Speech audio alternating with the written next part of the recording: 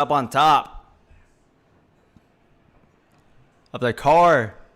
What's he going for here? Oh my God. Is he going to go for a big ending on top of the windshield? Oh my God. Oh, Jesus. He's out. He's done. Sheamus has been pinned, ladies and gentlemen. Big E has pinned the former WWE champion, Sheamus. Wow. Holy shiza. Look at that. Oh my God. Through a table. Excuse me, I misspoke. They were on top of a car. Big E put Sheamus through a table with a big ending. Sheamus was Dunsky.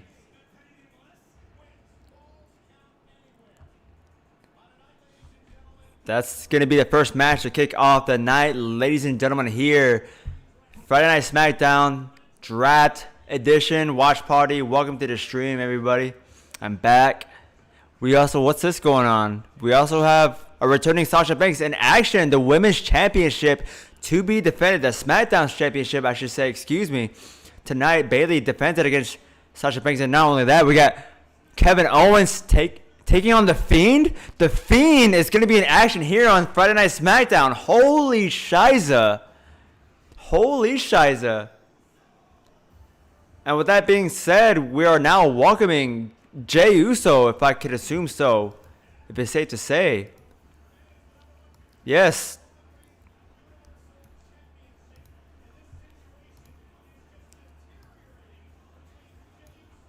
All right.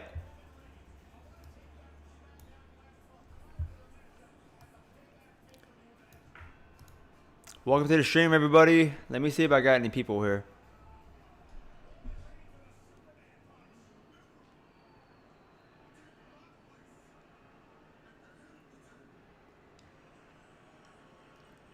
What's going on, William, Rosa, Guy Dawson? Let me see if I got any people. All right. What's going on Hinge Bliss? Sorry, my chat is not appearing once again. Yeah, go figure. You know it's a Moose live stream when my chat box is not working. What's going on, Guy Dawson? William Koza. Thank you so much, Guy Dawson. It's good to be back. I took a little break from YouTube. Well, from streaming and stuff like that, you know what I'm saying? But let's see what we got going on here, yo. Confrontation. William Koza says, I think Bayley will lose the championship and be drafted to Raw. Ooh, I like that. Bayley over to Raw. I like that idea. You might be onto something. You definitely might be onto something.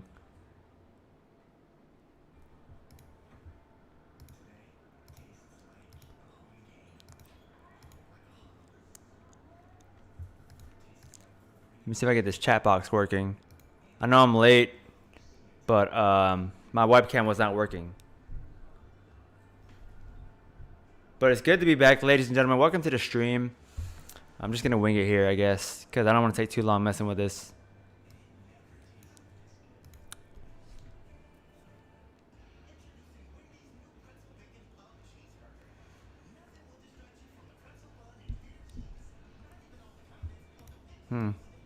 Well, looks like the chat box is not going to be working. Interesting. Very interesting. All right. I guess. Sure.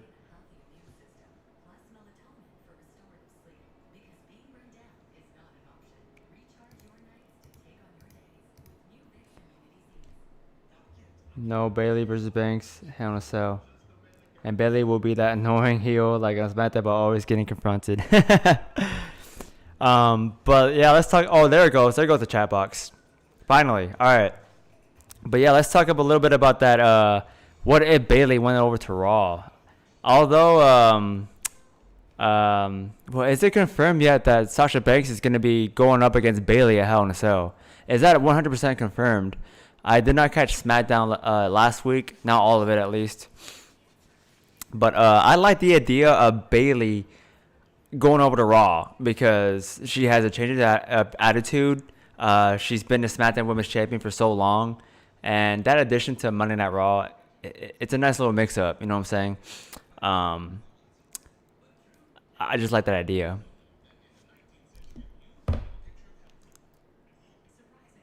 On his place says no.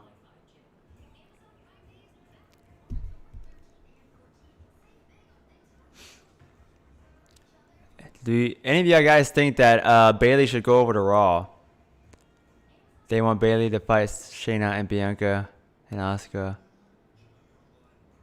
Okay. I like that. Yeah, Bailey going up against Shayna Baszler and Bianca and Asuka. Okay. Well, she's already faced Asuka, but I like the fact that Bailey could Bailey going up against Bianca Belair. I like that. I kind of hope that Bailey eventually goes over to Raw. Maybe not in the draft, but really soon, though. You know what I'm saying? But it's good to be back for a little bit. Thanks guys for stopping in by. Like I said, I'm a little late, 30 minutes late almost, but hey, I made it. But what's going on, Guy Dawson, Unhinged Bliss? Guy Dawson, if Bailey went to Raw, then I would want to see Asuka versus Bailey Hell in a Cell. Okay. Yeah, so Asuka can whip that ass at Hell in a Cell. Because I'm a little over Bailey. She's a good heel, but I'm a little over her. But not as much as Sasha Banks. I'm way over Sasha Banks. Unhinged Bliss. It would rather be Peyton, Bianca, or Bailey.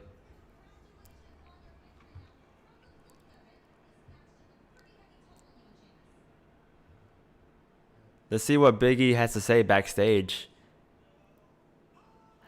Kofi Kingston, he's back on Friday Night SmackDown joining his partner backstage in a segment. All right. Wait, who's that? Xavier Woods! Xavier Woods is back on Friday Night SmackDown. Holy crap. They're in security shirts, looks like. Day. Dressed in security polos.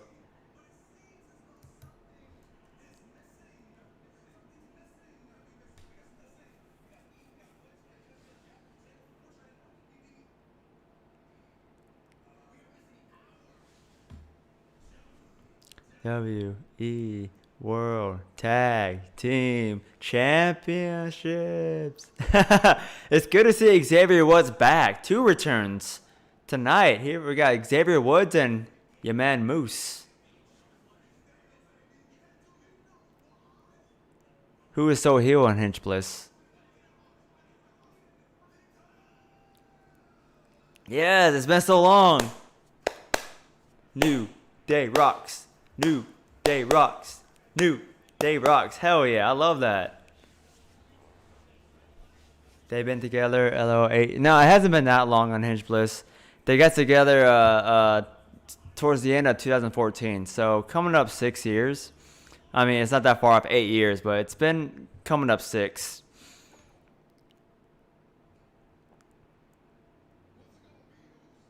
And we got Jey Uso here, center of the ring, got a promo going on. Let's see what he has to say.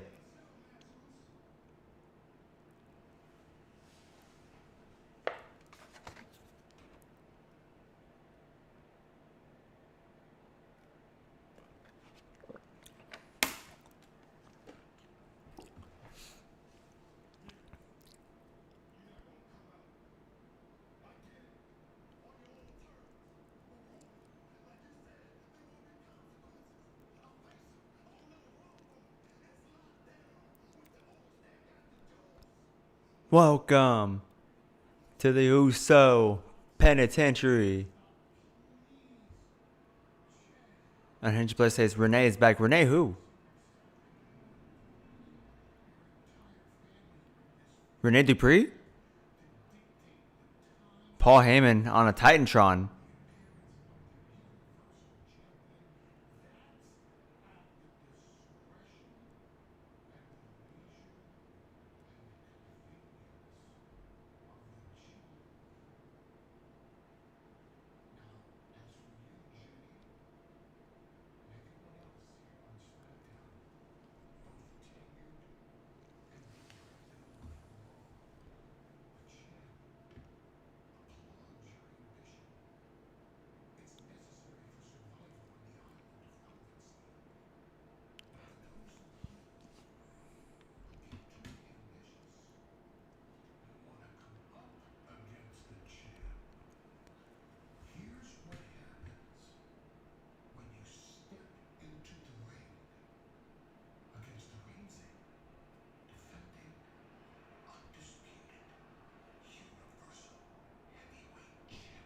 I like that it's a different tone of Paul Heyman.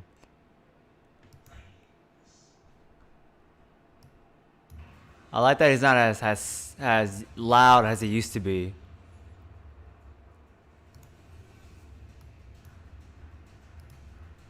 Now we got a video package of Roman Reigns on the beatdown to his own cousin, his own flesh and blood, Jey Uso from Clash of Champions. Just coming up on 2 weeks ago.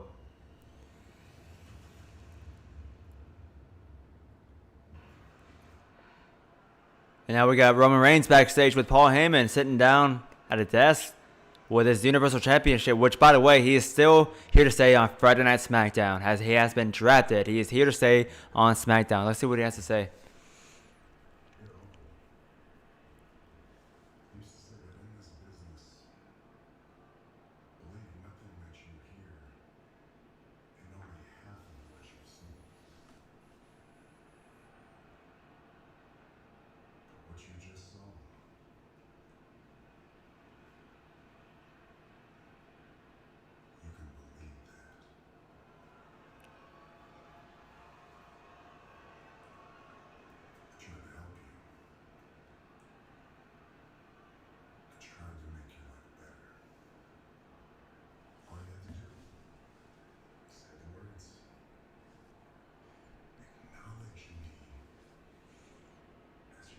Roman Reigns still demanding to be called the Tribal Chief by his cousin, Jey Uso.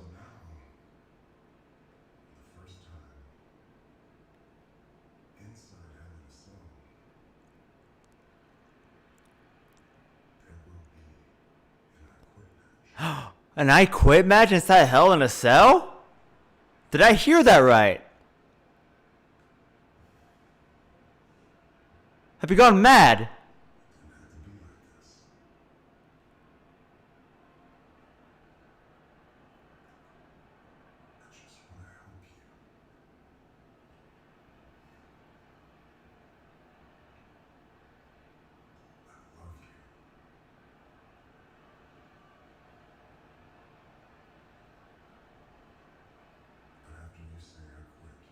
Guy Dawson, it has now been issued an I Quit match inside Hell in a Cell for the first time.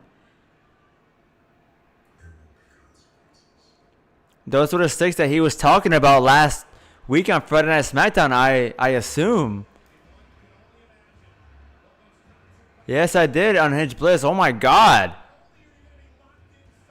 Wow.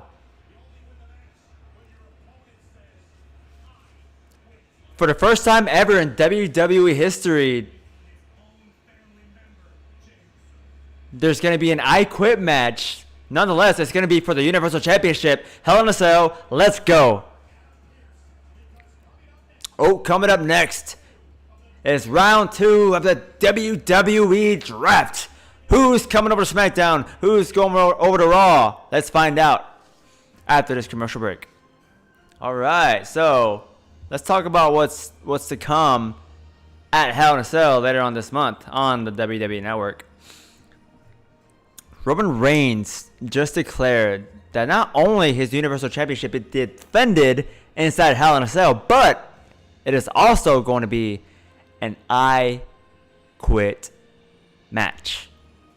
Wow, that is crazy. So no matter what freaking happens, somebody has to say I quit, unless they pull off something like they did last year with The Fiend versus Seth Rollins. But let's just forget about that. So this time, someone has to say I quit. If they pull off something like they did last year, let's all just boycott WWE.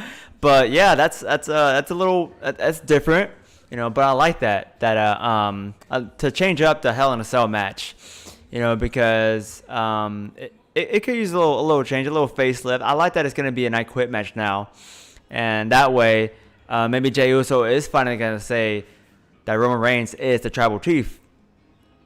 You know, because you don't want to drag that out for too long. You definitely don't want to. But that's going to be wild. That's going to be worth watching. Hell in a Cell reactions, Moose. Yes. For sure. I believe I want to... either do reaction videos like uploads or just live stream it. But that's awesome that they're gonna have that match there for the Universal Championship. Unhinged Bliss says, I love Billie Kay and her theme, but she's gonna be a jobber. I wish they'd never changed her theme. I wish they had kept her old theme. It was just so suiting for her. It had a nice beat. It was original. Now her current theme. I can't even remember what her current new theme sounds like. It's just something generic. But it saddens me to see that they got rid of her old theme that she had way back in NXT from like 3 years ago. But yeah, it's official, guys. The Universal Championship for the first time ever will be defended at Hell in a Cell, inside of Hell in a Cell. But it is also going to be an I Quit match. Let's see who else is in the stream, yo.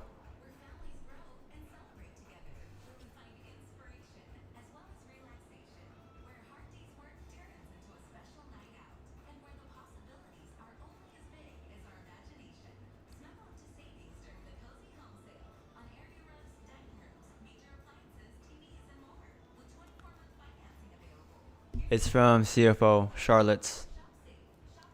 Charlotte's? Billy should go to Smackdown. It's funny that you say that, Guy Dawson, because even way back before there was the Iconics, when Billie Kay was still trying to find her place in NXT, she had made her Smackdown debut in a singles match. It was unannounced, it was unplanned, but she was just kind of thrown into there. It was never like a debut, no theme or nothing. They just had her there in the singles match. Oh, but here we go, ladies and gentlemen. The next draft pick here tonight. Second round. Guy Dawson, or I'm sorry, William. What do you think about Alberto Del Rio being arrested for kidnapping, sexual assault, and could face life in prison? What? He got arrested? Are you kidding me? Or is that made up? That sounds like made up, yeah? What the hell? That's so random. Kidnapping? Alberto Del Rio? What? Oh my god, I hope that's a joke. Alright, hang on. Let's get back to the second round. Who's going to be drafted next? Let's find out.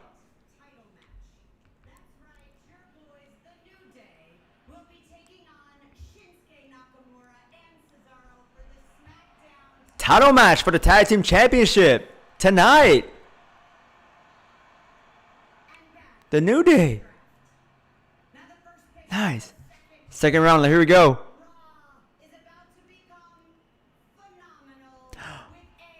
No way! AJ Styles is back on Monday Night Raw.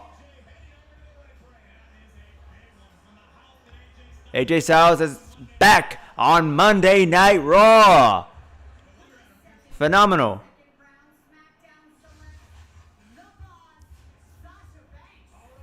Sasha Banks is going to be here to stay on Friday Night SmackDown.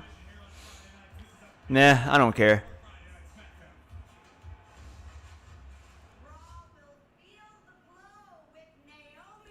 Naomi is going to feel the glow on Monday nights. I think this is the first time she's actually officially on Raw since the brand split, because she's always been on SmackDown ever since they redid the Bianca Belair heading over to SmackDown Live, Friday Night SmackDown. Wow. All right. I like it. Okay. Final pick.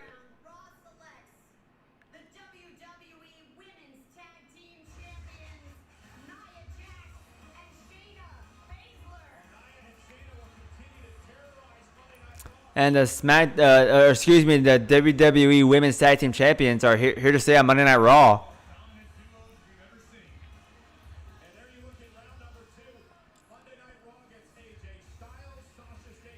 How do y'all feel about this round two? I like that AJ's back on Monday Night Raw. Bianca on SmackDown, that's awesome for her. Great opportunity. SmackDown is a land of opportunity. Don't forget that.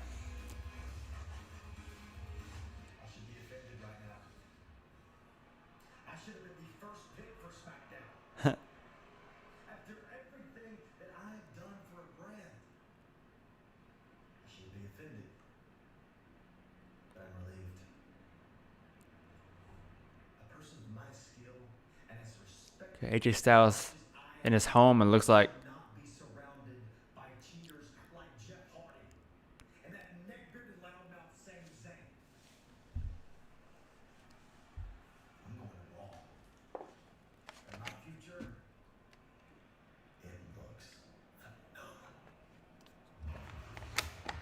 Well, that means we're not gonna get the storyline again with AJ Styles and Roman Reigns, but a heel Roman Reigns. I thought that's what they were gonna go for here in the next storyline, but now it's not gonna happen. Jeff Hardy and who? Jeff Hardy wasn't drafted, yeah, in the second round. They didn't mention him. Oh, but he is coming out right now. Speak of the devil. Looks like he's gonna be in a tag team match against Miz and Morrison. Hey, hey, ho, ho.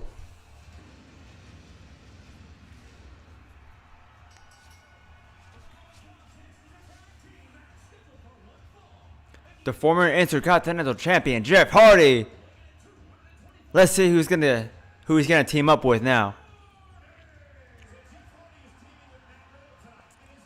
Okay, so Jeff Hardy's gonna be teaming up with Matt Riddle, taking on The Miz and John Morrison. All right.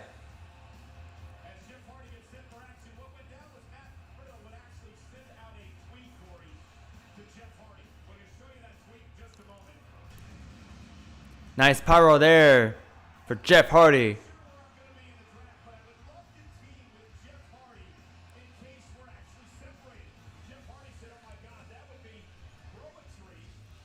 Roetry in motion.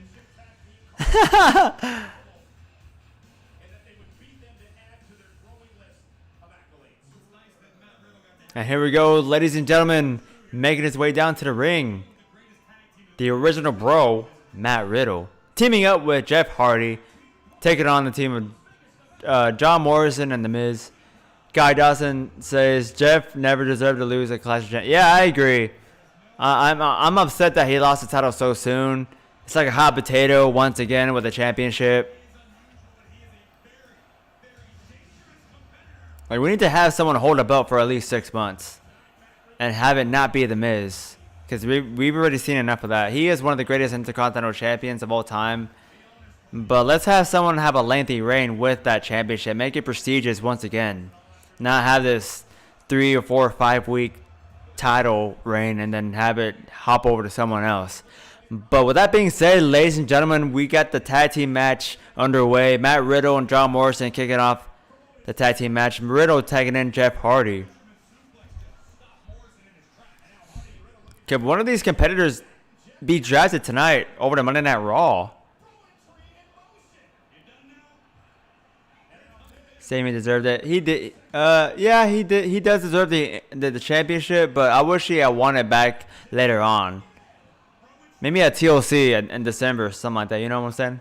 So, yeah, he did never lose it, but he was out, and SmackDown especially deserves a fighting, defending champion, because obviously he's not Brock Lesnar.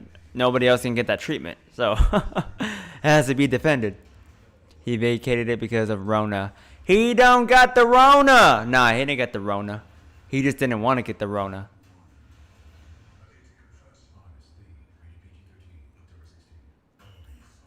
Guy Dawson says Sami should hold it until Royal Rumble and we get Big E versus Sami. Yeah, Big E as a Intercontinental Champion. All right, I'm digging it, but...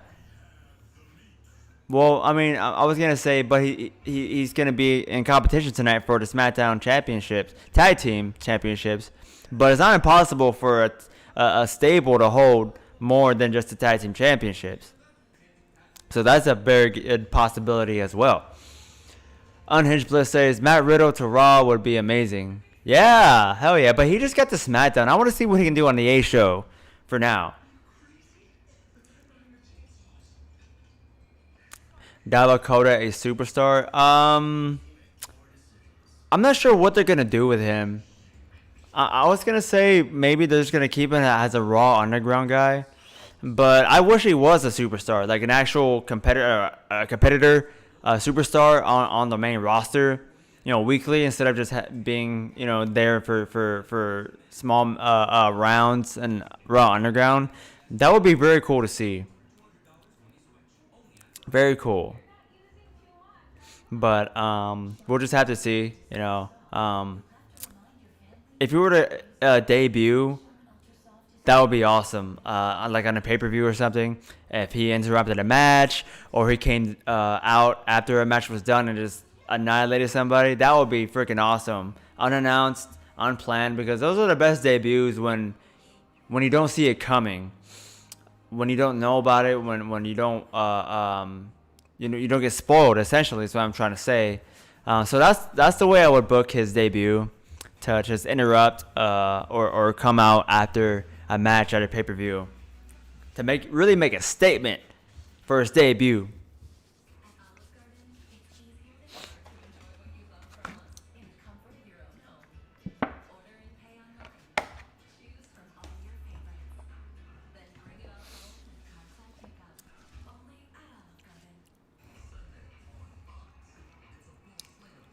Y'all ready for Halloween? Or should I ask you, are y'all ready for WWE Hell in a Cell?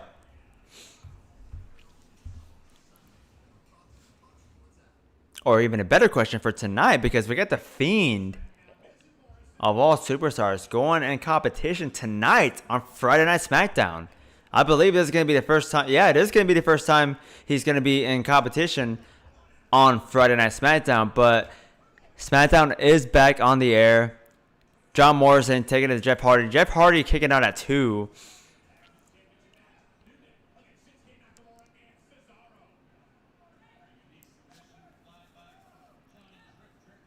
Johnny Drip Drip.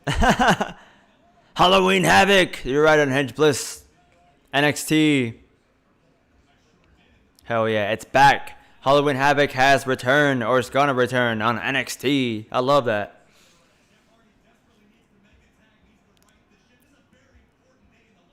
Matt Riddle, desperate to be tagged in by his tag team partner, Jeff Hardy.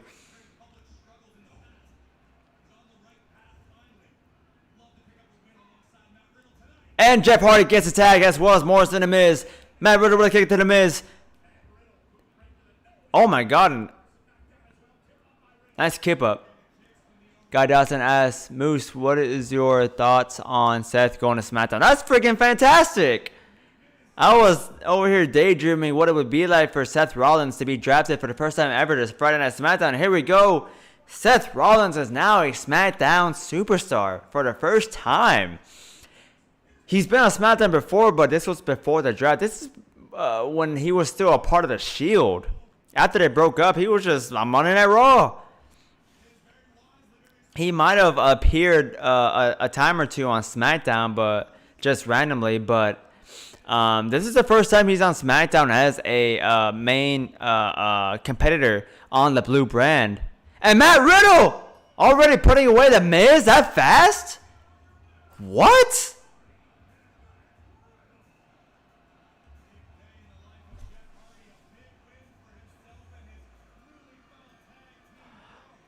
What? What? Is that? Oh my god! It's Lars Sullivan! He's back! He's back! Holy shit! Oh my god! Oh my god! The freak! He has returned! And he's on Friday Night SmackDown! Getting inside the ring! And now just clotheslining Jeff Hardy, taking the kicks like Matt Riddle, but like it's mosquito bites. Oh my god! The freak! With Matt Riddle! And now planting Matt Riddle down on the ring. Oh my god! Taking it out to Jeff Hardy. He's back! Lars Sullivan! Clothesline! A heavy clothesline to Jeff Hardy! Lars Sullivan! Coming back to WWE! In full fashion! Oh my god! Oh my God. Oh my. And now taking it back to Matt Riddle. Oh my God. And a freak accident to Matt Riddle.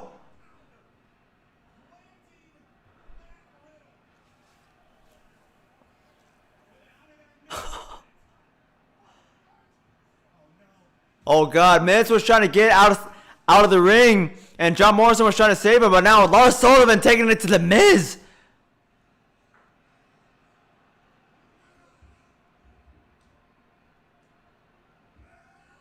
Oh.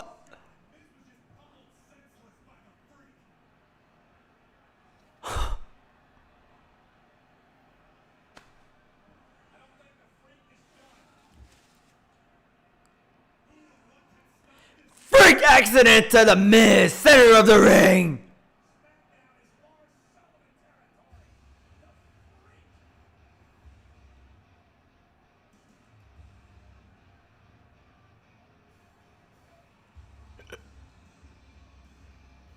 Did it change? They changed his theme? I just realized that they changed his theme song. Why did they change his theme song? Oh yeah, WWE. Sorry.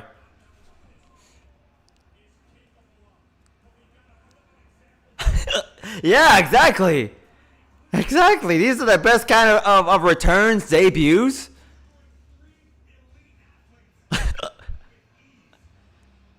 Why the fuck did they change his theme song? God damn it.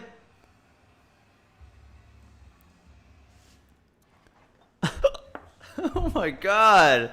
It would have been so much better if they kept his theme song, but nonetheless, he's back. Lars Sullivan has returned back to WWE, and he's on the blueprint. Friday Night SmackDown has become freak territory.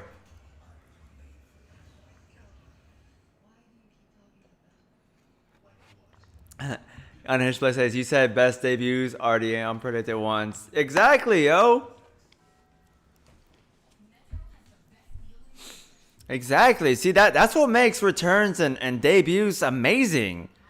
Like before social media, before fucking Twitter and goddamn Facebook took over the internet, or just everything really.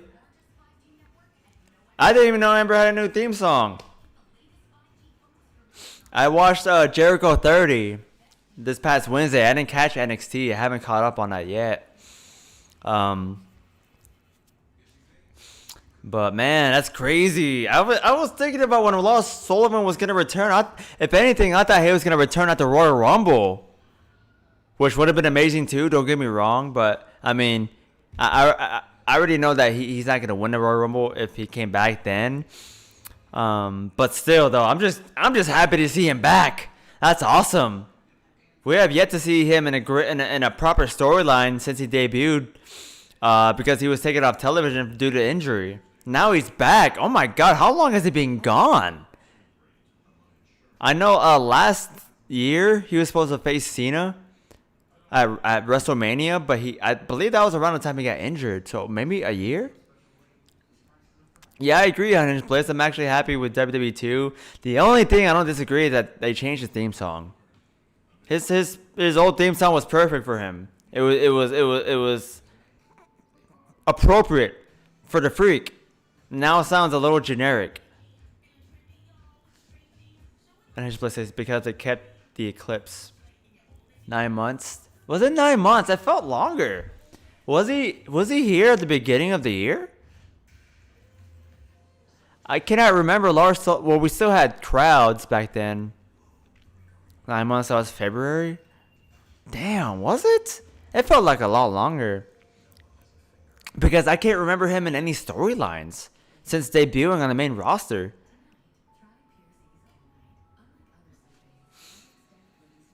Wow, but that was crazy. But they pulled a Keith Lee while keeping the beginning part of their old theme song, but incorporating a new generic theme song like they always do. But here we are back to Friday Night SmackDown. It looks like they're gonna kick off with the third round here. All right, this should be interesting. Let's go. Who's gonna be the third pick? Who's gonna be the next pick in the third round? Excuse me.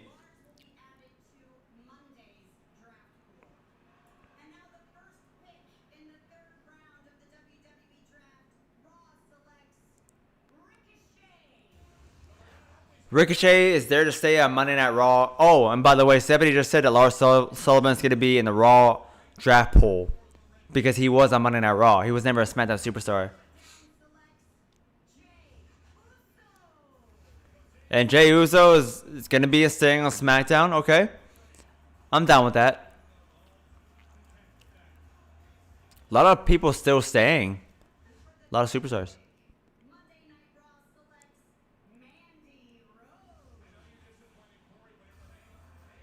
Well, does Mandy Rose really count? This draft is semi-pointless because Mandy Rose just switched over to Raw like the draft doesn't exist. Oh, crap! Rey and Dominic Mysterio heading over back to SmackDown to join Seth Rollins.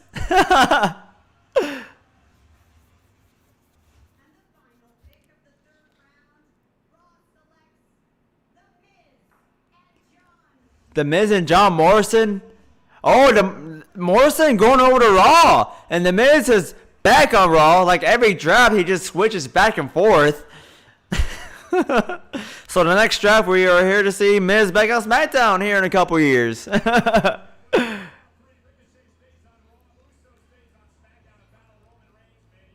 year and 4 months, sorry. Okay, yeah, I thought Lars was gone for longer.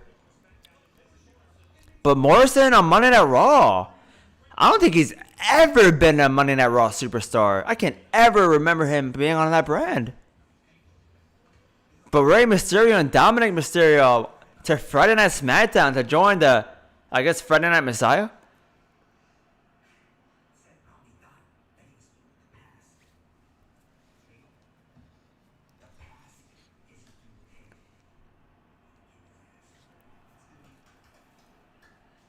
Wow. Ah, we got Sasha Banks.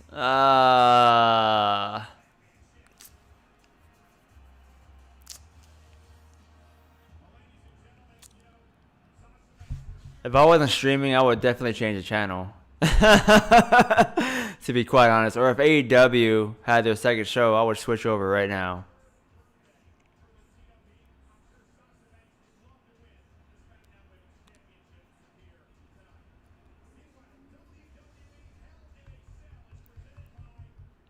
Pyro. Who has Pyro?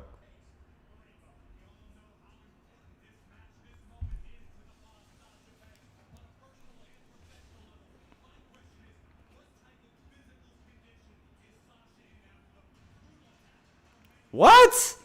They gave Sasha Banks Pyro? Why?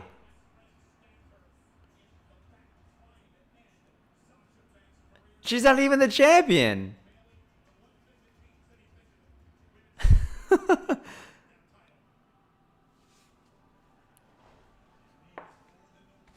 I just don't like Sasha Banks.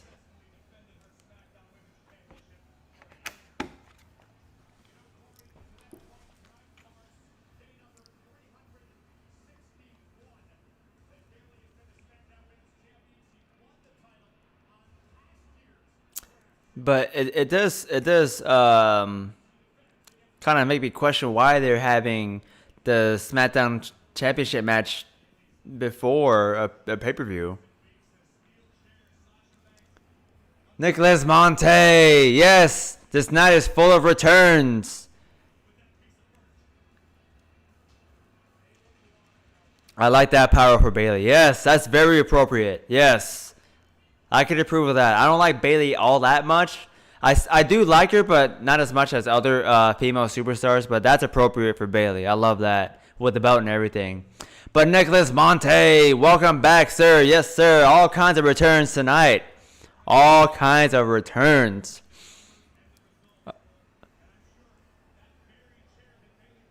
Caleb, what's going on, man? Is that Caleb? Caleb Flynn, if I'm reading that right.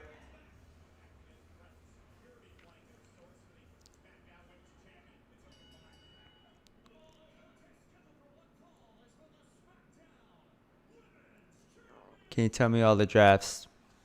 I can tell you the ones that matter. AJ Styles is now a part of Monday Night Raw. Dominic and Rey Mysterio are going over to Friday Night SmackDown to join the Friday Night Messiah, Seth Rollins, because that, in my opinion, is the biggest draft pick of the night. Seth Rollins heading over to SmackDown next to AJ Styles. I only say that because AJ Styles has already been to Monday Night Raw, and this is a brand new addition to SmackDown for Seth Rollins, because he's never been officially a part of the blue brand. So it's really very interesting to see what's going to happen over there, because he's going to join his former Shield partner, the Big Dog, both heels. It's going to be awesome. Yeah, Bianca's on SmackDown. Yep. Bianca Belair has been drafted to SmackDown. Let's see here. Who else we got? It's not an official draft pick, but we do have a big-ass return, not only with myself, but the freak Lars Sullivan has made it back to WWE after well over a year being taken out the show due to injury. That is crazy. Sasha Banks is staying on SmackDown also as well. Let's see, who else are the bigger ones? I think that's as far as the bigger ones. Because The Miz and Morrison are going over to Raw, but how many times has Miz gone to SmackDown, back to Raw, back to SmackDown, back to Raw, back to SmackDown, and now back to Raw for like the 6th time? But pretty much everyone, there's been a lot of people staying on their respective brands.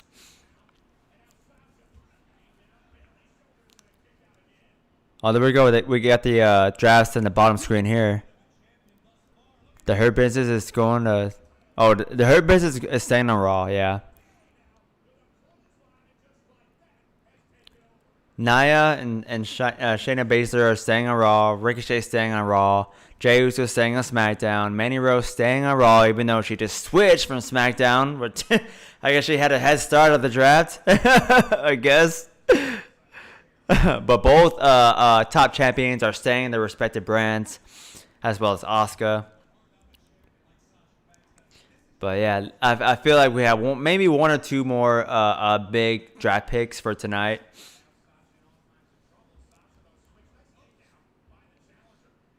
And Nicholas Monte, the Friday Night Messiah, Seth Rollins. Yep. Yes, indeed.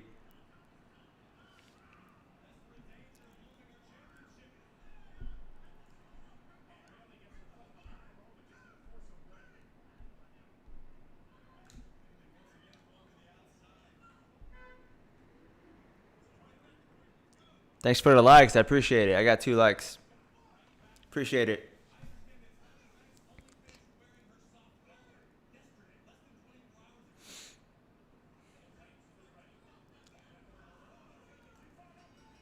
And now Bayley with the chair shot to Sasha Banks, ending in a disqualification.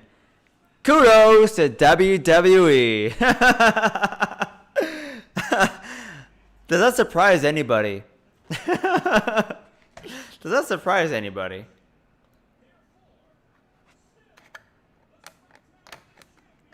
They could have done so much more with this rivalry, but this rivalry is quickly dissolving the interest, at least the dynamic of it. It had potential, but now it's just all this build up for the championship to be defended on SmackDown, only to end in the disqualification. Guy Dawson, well, you just missed Bayley get herself disqualified in the title match, which means she is still your SmackDown Women's Champion. Doing Bayley things, exactly. And now Sasha Banks taking it to Bayley with the steel chair.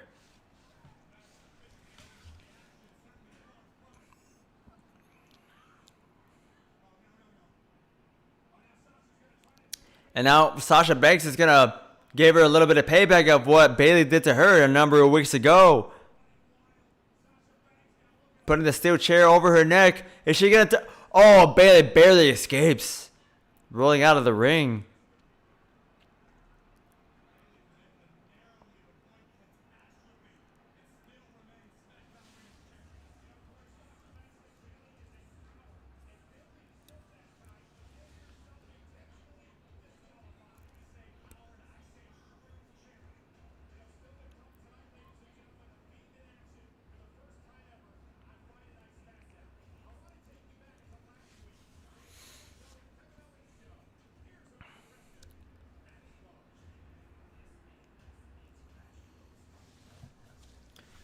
I'm so freaking out over the Freak coming back to WWE. That is so awesome. I love that.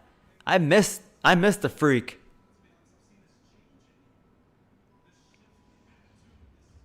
Nicholas Monte, The Fiend is fighting finally on SmackDown or Raw. Well, tonight he has a match against Kevin Owens as The Fiend, not Bray Wyatt, Mr. Rogers, but The Fiend. For the first time ever, The Fiend is going to be in one-on-one competition on his brand.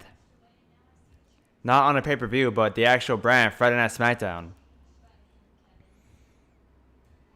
Did the New Day win? Asked Guy Dawson.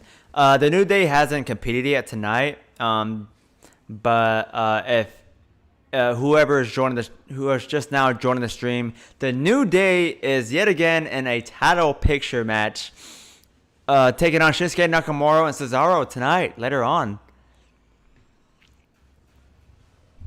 That's awesome. Yet again, the New Day. But hey, I love it. Why not? Why not? It is a big night. Friday Night SmackDown kicking off the draft. It is going to be continuing on Monday Night Raw. However, so whoever gets drafted tonight, maybe they could be drafted back to their brands. I thought that's going to happen, but they don't want to give us too many draft picks tonight. To keep the viewership up on Monday Night Raw.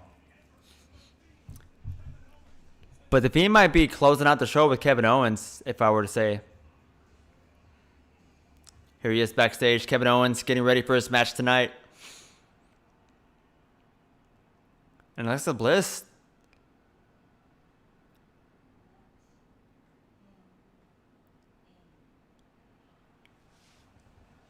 Getting in the face of Kevin Owens saying, let him in.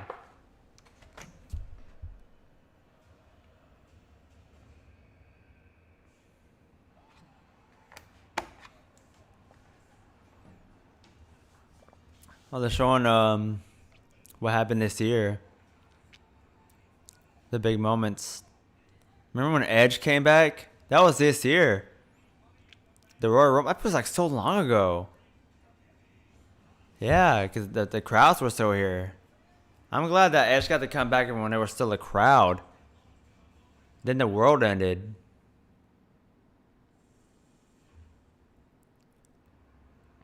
That's crazy, man. I feel like my name predicted the storyline. Unhinged Bliss. Tell me about it.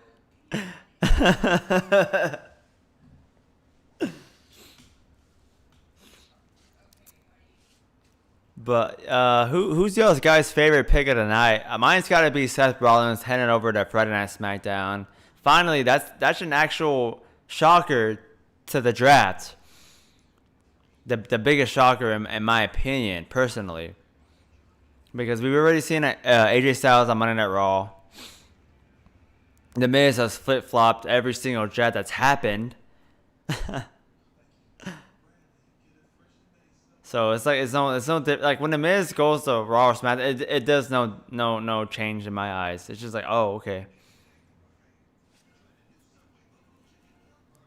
Unhinged Bliss says Bianca. I like that too. That's got to be up there too. Lots of opportunity. Maybe going one-on-one with Sasha Banks. I've been dreaming about that match for a couple years now. Yeah, because Bianca debuted in 2018, if I'm not mistaken. Unhinged Bliss, Alexa versus Bianca. Yeah, okay. I'm down with that.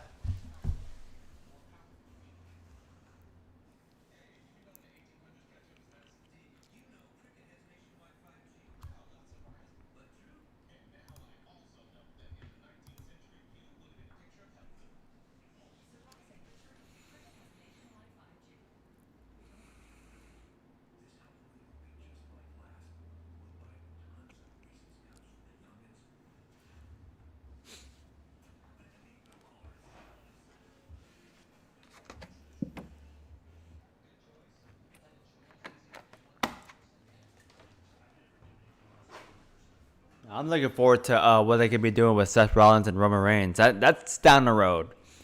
They shouldn't start off with that so soon because Seth Rollins still has unfinished business, especially that the Mysterio family. We're going to get Aaliyah slapping her brother on Friday nights from now on, ladies and gentlemen. And with the mom just awkwardly standing on ringside, silent. God, Allison. Survivor Series is coming up next month. I'm excited for who. I'm excited for it. What about you, Moose? Yeah, hell yeah. I'm always excited for the Big Four pay-per-views.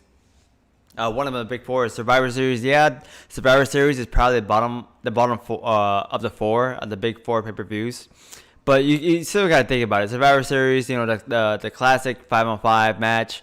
Now NXT is officially in the picture of the Survivor Series matches. So, hell yeah, we get to see some NXT superstars showcase what they have to offer on pay-per-view and defend their title. So, I'm excited for that one, too. Hell yeah.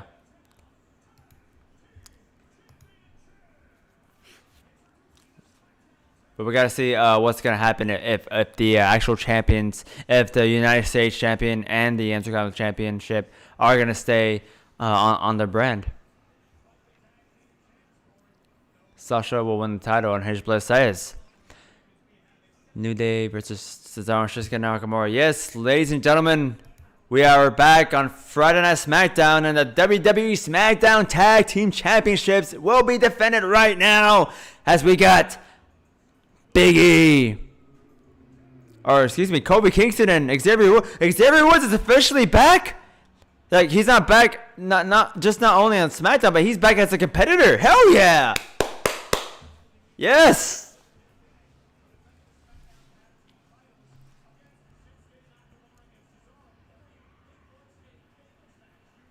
And Blake says, and Bianca or Alexa will take it. I don't want Bianca to win a championship so far. Not yet. Maybe after next year.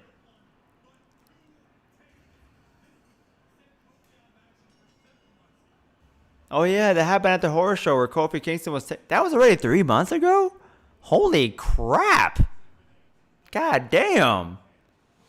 That doesn't feel like that long.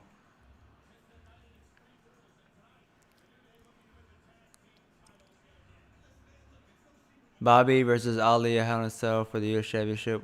What do you think, Moose? I was thinking about Bobby Roode. Like Bobby Roode, he's not the champion. That would be a very short match, in my opinion. That's more of like a SmackDown episode. You know what I'm saying? Maybe not a title match. Ali's not ready yet, even though he's now a heel. So I totally just forgot about that. But yeah, he is officially a heel. He has definitely have a shift in character development. So that could be a possibility though. He has Retribution in his corner, so I see why you asked that now. He's not just a regular old baby face. He's actually a heel. I love that. Remember her push?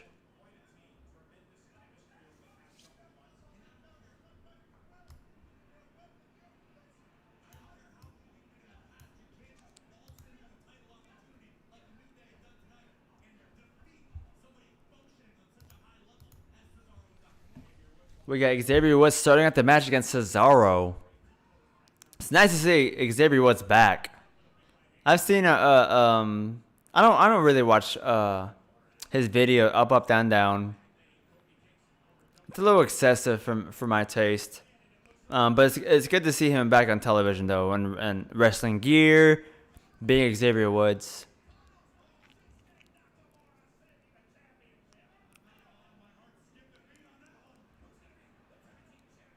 Nice. Guy doesn't say, is that suck or rocks? Okay, I thought you said New Day sucks. Like, damn, Guy Dawson. Holy crap.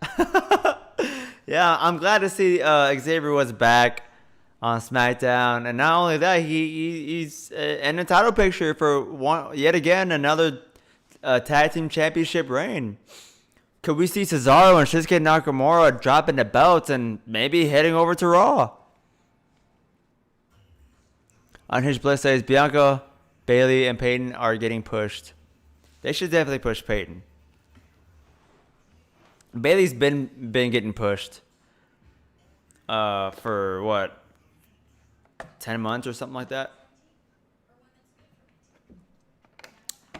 But I like that she's a heel now. I like that. I want Bianca to get a push, but let's not push her to the moon so fast. She just got over to Smackdown. I wouldn't want to see her as champion until at least mid 2022.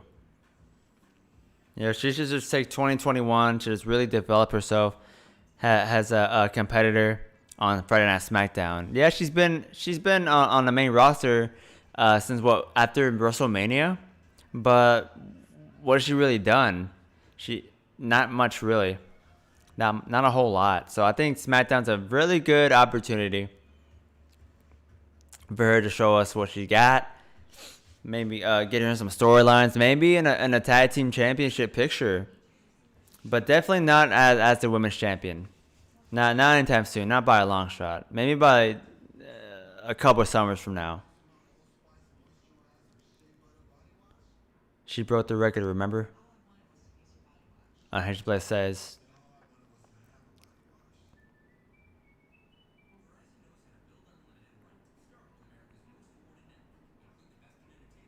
Wait, Bailey has been the champion for a year now? Has it been that long already?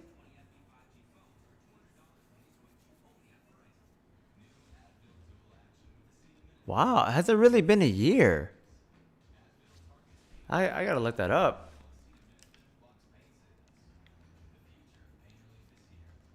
Let's see when Bailey won the championship.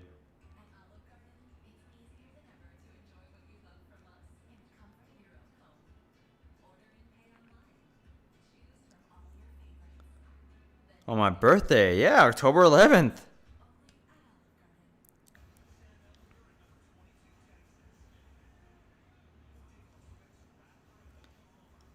Well, Google has all the facts. Bailey also has the longest combined reign at 501 plus days.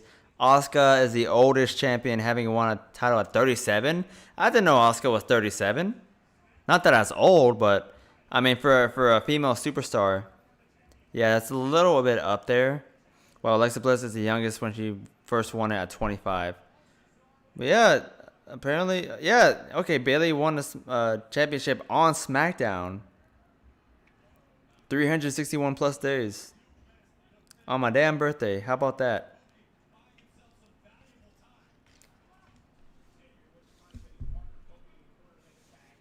Remember she lost to Charlotte. And at 236 days, got back next week. Dakota Kai. Dakota Kai is 36? What? 36, really? I thought Dakota Kai was like 26. She looks young. She had that spunk looking look, you know what I'm saying? The Fiend and Alexa Bliss is like the Joker and Harley Quinn. Oh, Spain Tornado DDT. Oh! Xavier Woods was yay close to yet again capturing the WWE SmackDown Tag Team Championships. 32? Wow. Dakota Kai's 32? I mean, that's not old. Let's not say 32 is old. I'm not that far off from 32.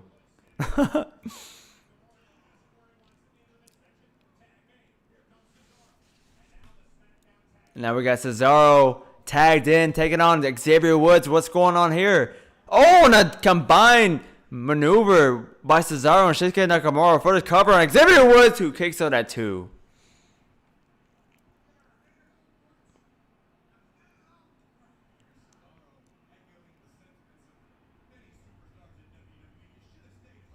Yeah, that's crazy. Dakota Kai at 32? That's not old. It's just like, wow, she seems so much younger. Like, she's just getting started. She looks 36? Really? Oh my god, and Kofi Kingston with a DDT to Cesaro. Dakota Kai looks like she's in her 20s. Like 26. 25. Like young. But I didn't know Asuka was 37. Oh my god, and a European uppercut delivered to Kofi Kingston by Cesaro for the cover. 2 count. Kick out at 2.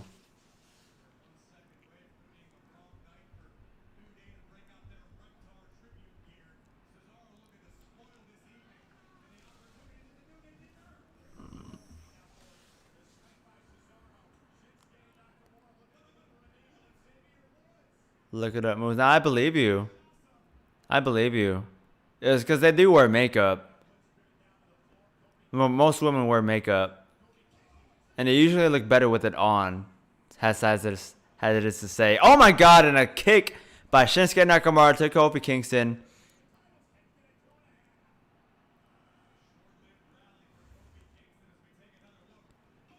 Here we go, ladies and gentlemen. Oh, and a reversal by Kofi Kingston being tagged in by Xavier Woods. Trouble in Paradise and Shinsuke Nakamura. Xavier Woods on the top rope. Top turnbuckle. Elbow off of the top rope. 1, 2, 3. The New Day are yet again the WWE SmackDown Tag Team Champions. Wow. Xavier Woods with a thrilling return to capture the SmackDown Tag Team Championships again. Holy crap, what a 9-time? 10-time? And Big E there to celebrate with them. That's awesome. Woo! Oh my god. Just like that, ladies and gentlemen, if you're just joining the stream, Shinsuke Nakamura and Cesaro have dropped their SmackDown Tag Team Championships to the New Day to secure their 9th title reign. Woo! That's awesome. Oh my god, the New Day yet again after a 3-month title reign held by Shinsuke Nakamura and Cesaro. They love the New Day, and so do I. Yes, Unhedged Bliss, I can agree with you there. I love the New Day also. Look at that. Xavier was yet again holding out that beautiful SmackDown Tag Team Championship belt.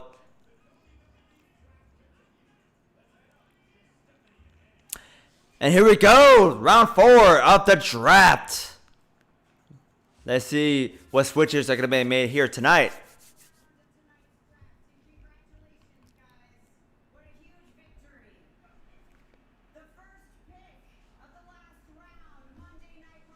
Last pick for tonight. What?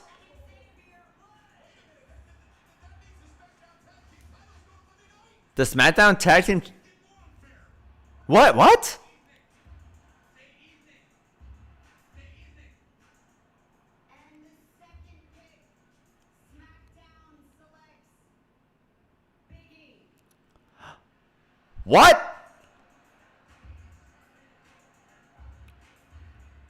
They're splitting up the New Day?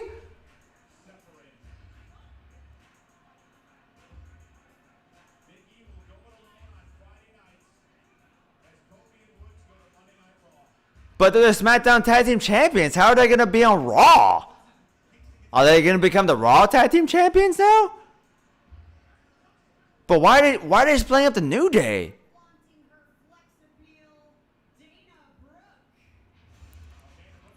Dana Brooke staying on Raw. Okay, doesn't really make a difference, but okay, sure.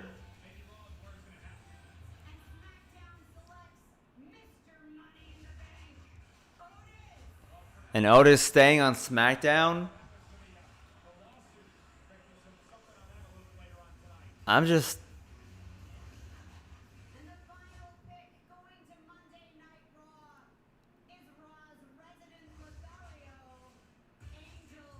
Angel Garza. So they're gonna have Dana Brooks staying on Raw, Otis staying on SmackDown, Angel Garza staying on Raw, the New Day staying on Big E staying on SmackDown, but Xavier and Kofi Kingston staying on SmackDown, or going to Raw. Excuse me.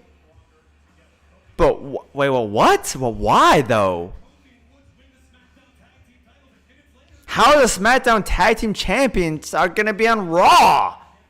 What the fuck, WWE?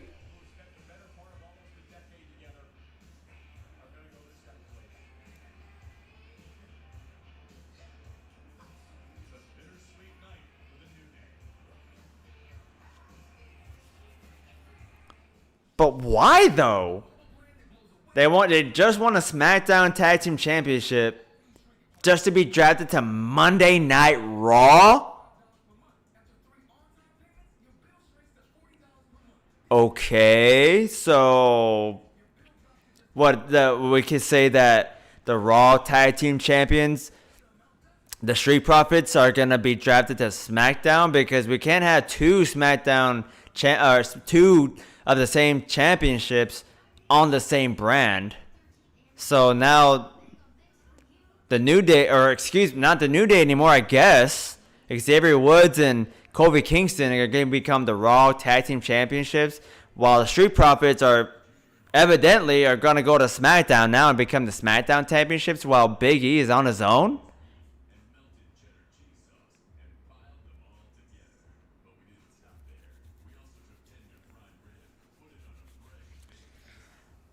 Oh my fucking god.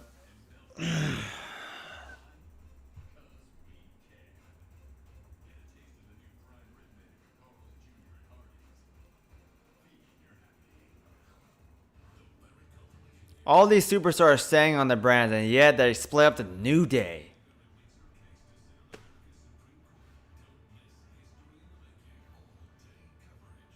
It's not the New Day without all three superstars. Why even call them the New Day anymore?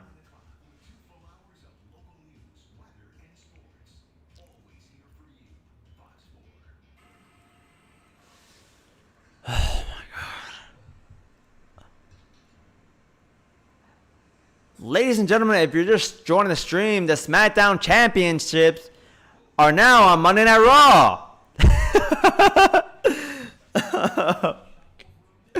To join the Raw Tag Team Champions, the Street Profits.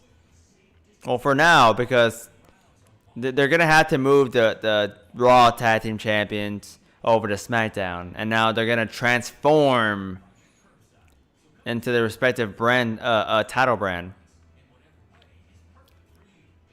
They're gonna transition, I should say.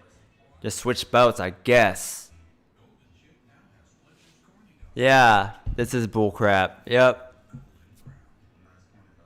Can I upload the video of that happening on YouTube so I can dislike it? I'm already disliking it in my head. I'm already giving it thumbs down. This is where a lot of fans quit watching WWE. Yep, you're right, Nicholas Monte. Like, what the...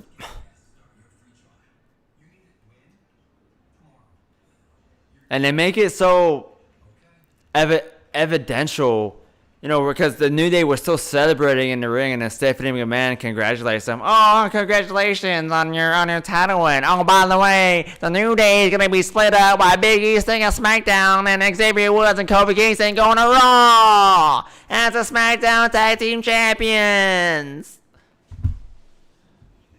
Oh my god.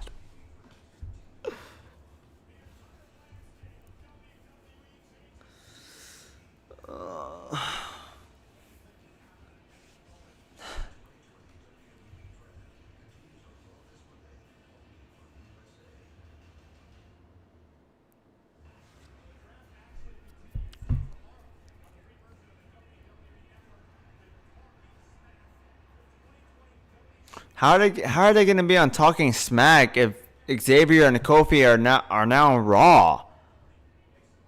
Are you seeing this? Kofi Kingston and Xavier Woods are going to be on Talking Smack while they're Raw superstars.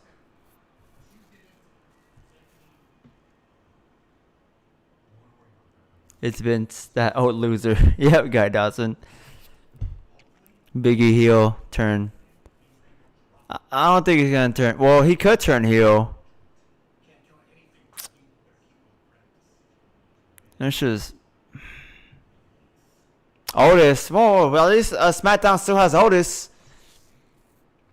While Xavier Woods goes to Monday Night Raw with Kofi Kingston.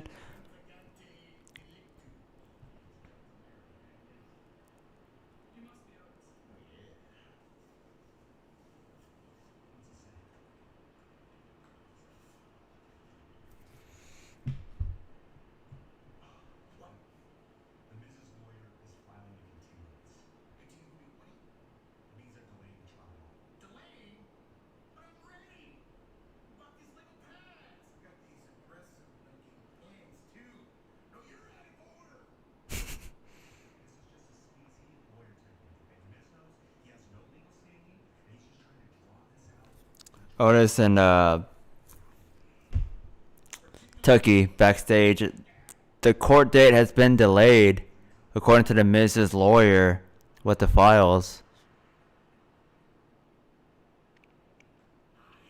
Nicholas Monte, I hope Kobe gets a chance at Drew's title then. Ain't gonna happen. Nah, that was just a one-time thing. Kofi Mania was just a thing of last year. He'll get a United States Championship opportunity. But if he were to go for the big one against Drew, it'll be something similar to Brock Lesnar, where he just gets defeated in like 7 seconds. Cause the whole Kofi thing was just a temporary thing.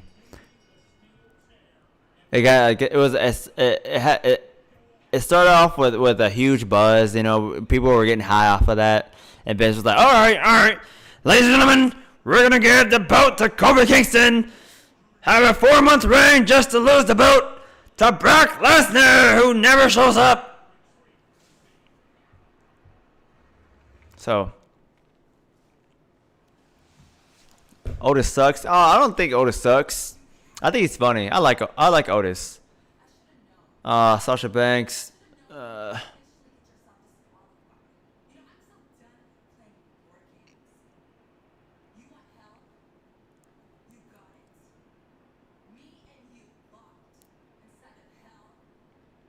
They should have done that in the first place. A Hell in a Cell match. That's what they were building up to. Why even have this match? Why? That's what they should have done in the first place. Have Sasha Banks come back maybe 2 weeks before the pay-per-view.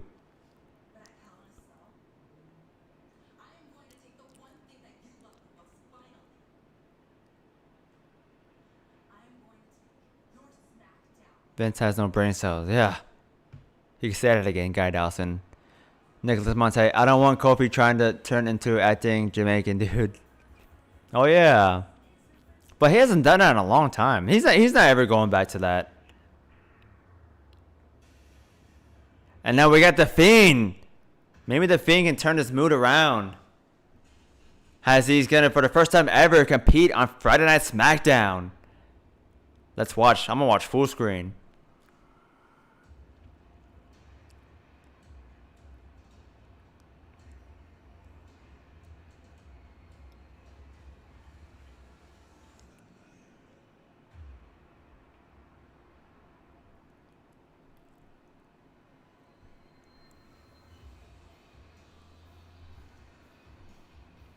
Here we go, ladies and gentlemen.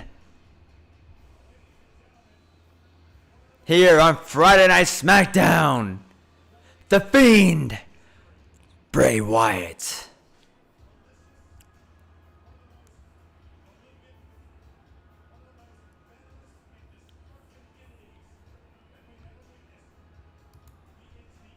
More of this, please.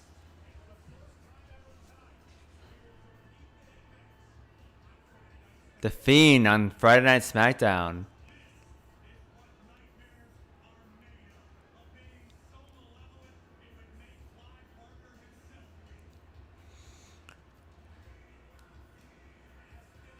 Excuse me. Nicholas Monte, I don't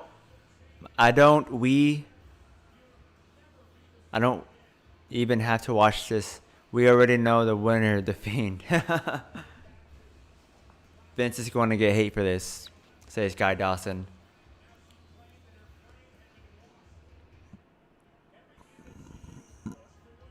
he already gets hate. So yeah, might as well give him more hate.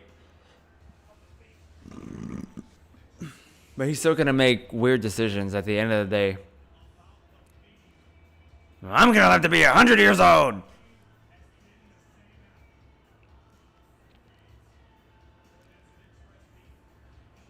At least we get the Fiend entrance on Friday Night Smackdown.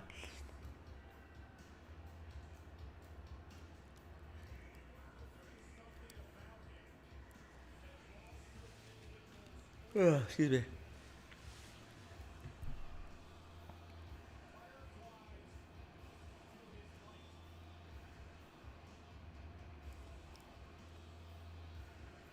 Maybe this match should turn the mood around. Hopefully. Because I'm just not on board with them splitting up the New Day like that.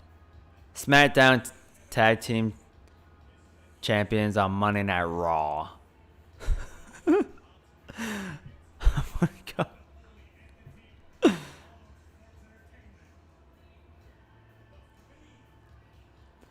I don't want Kevin turning into a heel again. Say it's Nicholas Monter. Excuse me.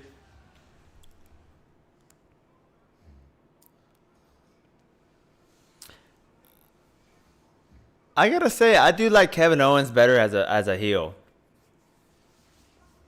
I might have to disagree with that statement there. Kevin Owens is a natural born heel.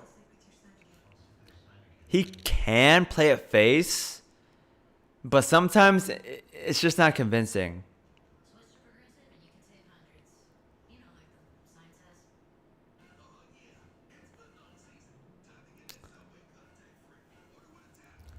It doesn't blend well all the time.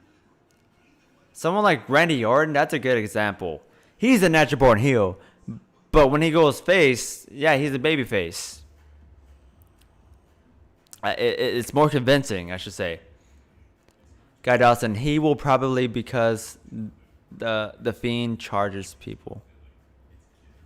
Or changes, you should say. Yeah, changes.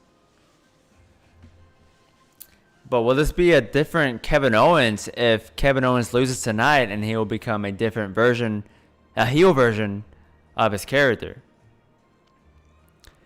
Nicholas Monte, Kevin was annoying to me as a heel, but people have different opinions. Yeah, I can see why you say that. He can annoy me too as a heel, but I believe that's the point that what it comes to being a heel. You're supposed to annoy the fans. You're supposed to have people not like you, but then again, there's two spectrums of them loving to hate you, or they just straight up don't like you at all. Like they just hate you in general. So there's definitely two spectrums on that, but yeah, I like to dislike Kevin Owens as a heel, but I don't dislike him. You know what I'm saying? Two different spectrums. I can enjoy enjoy the content when he's a heel. But someone like for me, like if Sasha Banks was a heel instead of Bayley, I could maybe like Sasha Banks a little bit more. But she just annoys me entirely. Face or heel. That's the best example I can give right there.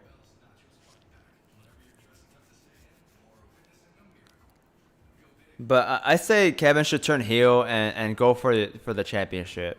At least have a title opportunity.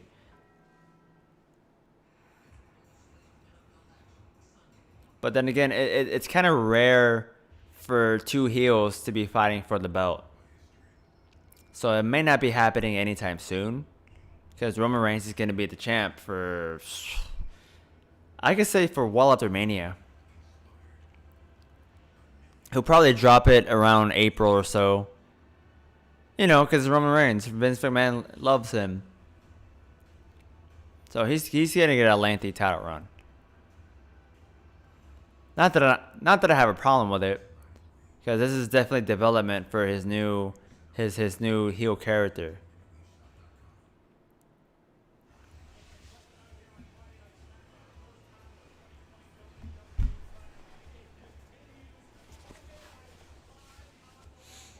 For some reason, I'm going for Kevin in this match.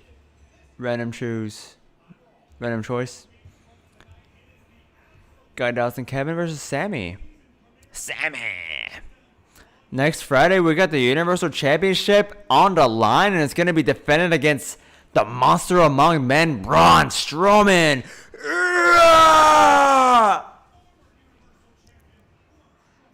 The season premiere of Smackdown.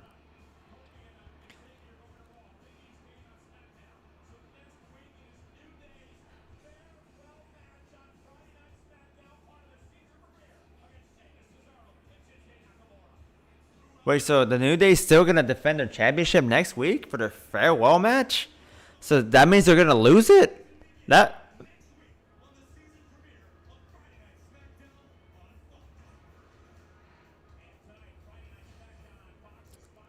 I'm tired of thinking about that. the tag team, the SmackDown championship picture. I'm just tired of thinking about that. I'm not even going to try to wrap my head around that.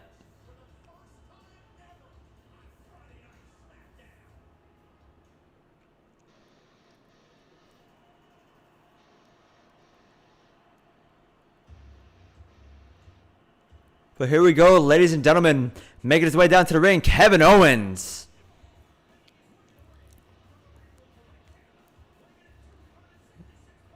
I feel like they should have had Kevin Owens enter first and the Fiend last, because you know it's the Fiend. His entrance is more it's more well played out to be the last entrance, like a successor to the Undertaker. I say the Fiend should win tonight. Because if Kevin Owens won, that would be a shock. Almost as shocking as AJ Styles losing clean to Jey Uso last Friday on SmackDown. That was so shocking to me.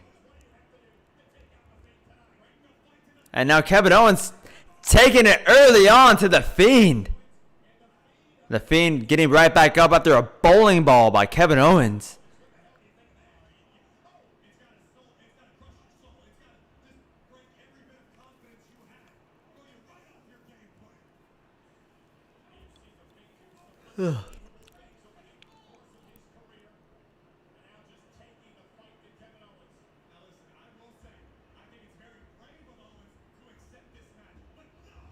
Crossbody by the Fiend.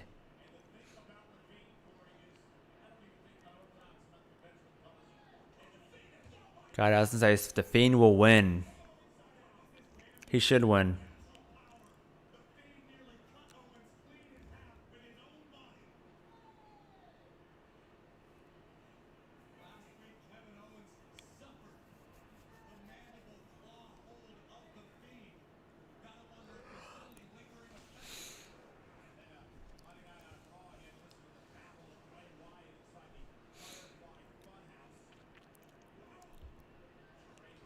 This is tonight's main event, ladies and gentlemen. If you're just tuning into the stream, interesting stuff happening here tonight on the first night of the draft. The draft continuing this Monday Night Raw. The Fiend doing his classic, not the spider walk, but bending his back and looking back at his opponent, which in this case is Kevin Owens. Oh, now planting down Kevin Owens face first, center of the ring.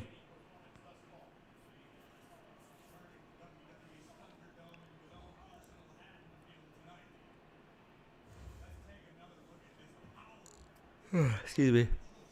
Nicholas Monte. Damn it. I wanted Roman going to Raw and Drew go to SmackDown, so your championship turns red again. Yeah. Or in my opinion, they should just redesign both belts. Maybe keep the WWE like that, maybe. But it's just the big ass logo in the middle. For both belts. So yeah, the Universal Champ, I think both should be redesigned. But it's WWE, so we know that's not going to happen. But yeah, I can see why you say that. Like the Universal Championship, it's just embedded into me as being red. Because that's how it started off. And now the Fiend, Sister Abigail to the announcer's table. Goes Owens. Guys, that's some damn boys. Raw is going to be better than SmackDown tonight. Possibly, yo.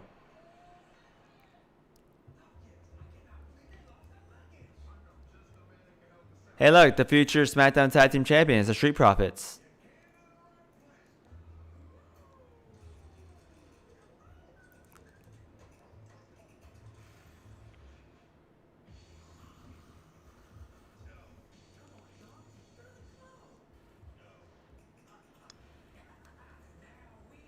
Oh, excuse me.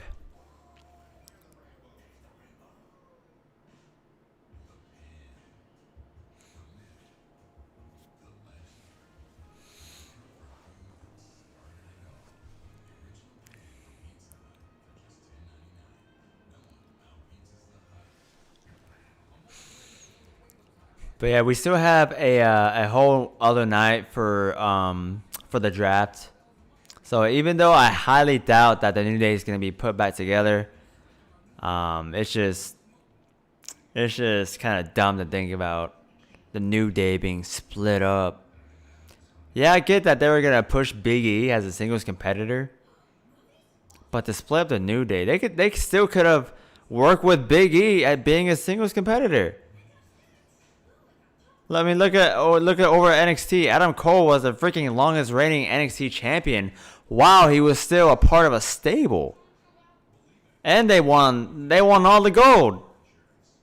They won all the gold, actually, the Undisputed Era. So it wouldn't be the worst thing in the world to have the New Day stay together and maybe Big E going for the big one, even though I don't think that would happen, has them having all the gold like that. But maybe the Intercontinental Championship, something like that, you know what I'm saying? But they're split up. SmackDown champions over to Monday Night Raw.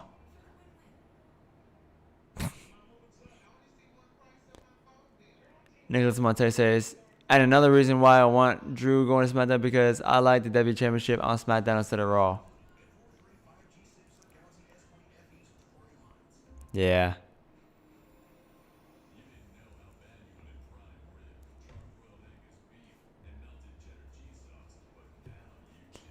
But to me, it just feels the same. Like, yeah, they want to treat both belts as equal. But as I've said before, they at least need to redesign the Universal Championship, in my opinion, so that way we look at it a little bit differently. Like, I get why they have the same design, but man, WWE, good gracious. I mean, good gracious. I mean, we already know that they watch AEW's content, so why not take some pointers? They already do take pointers. So how about redesigning one of the belts? Look at the AEW World Championship. That's a freaking belt. That is a World Championship belt. Have y'all seen the thing? My goodness, that is amazing. One of the best damn belts I've ever seen. All like gold. But I don't want to talk about too much about AEW. Even though I would want much rather than seeing that clusterfuck of the SmackDown Championships going over to Raw. But nonetheless, yo, we are back on Friday Night SmackDown in the closing minutes here tonight. We got The Fiend taking on Kevin Owens in the main event. And Uranagi Slam planting Kevin Owens center of the ring. I don't know what's he going for here. Is he going to snap his neck? Snapping the neck of Kevin Owens.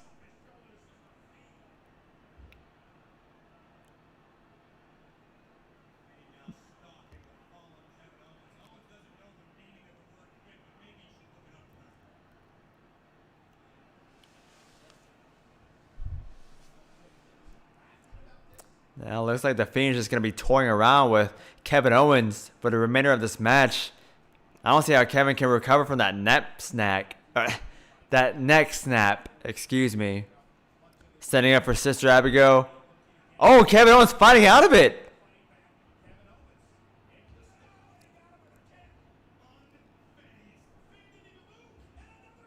Super kick by Kevin Owens. The Fiend is still on his feet. 3 super kicks now. Here's the fact. Goldberg defeated Kevin Owens and The Fiend for the... Yep, he did. He sure did. the young upcoming Goldberg defeating the second ever Universal Champion Kevin Owens and defeating what was presumed to be the longest reigning Universal Champion, The Fiend Bray Wyatt. But The Fiend is down outside of the ring after being planted head first outside on the mat. The Fiend is back on his feet. Holy crap! And another super kick delivered by Kevin Owens. Frog splash! Oh man, to The Fiend outside of the ring.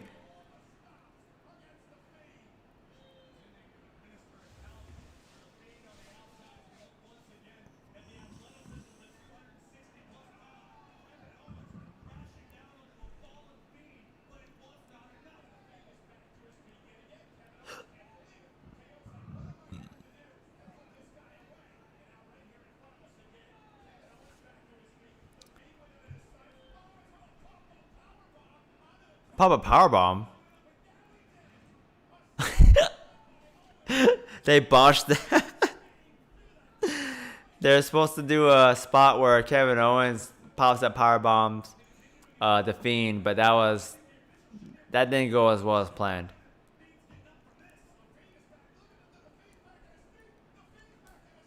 The Fiend back in the ring after that pop-up powerbomb through the announcer's table. That was kind of awkward, I'm not going to lie. They tried to redo that pop-up powerbomb, but it was not a pop-up powerbomb at all. He barely got The Fiend up. Stunner to The Fiend.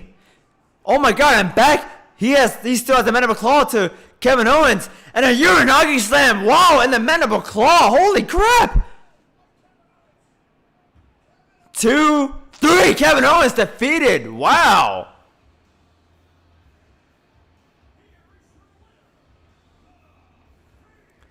Nicholas Monte says heel turn for Kevin Owens. Possibly.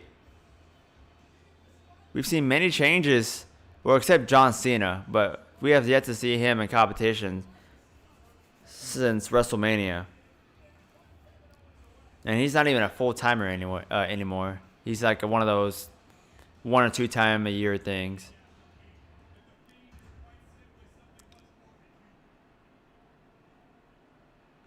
And lights going out already. Wow.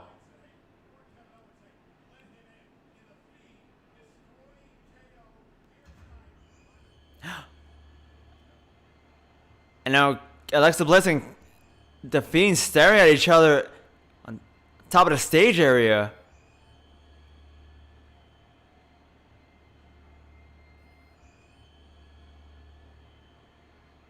Everything's red now. And then both of them now looking inside the ring where Kevin Owens is still trying to recover. The Fiend won with a Uranagi mandible claw combination.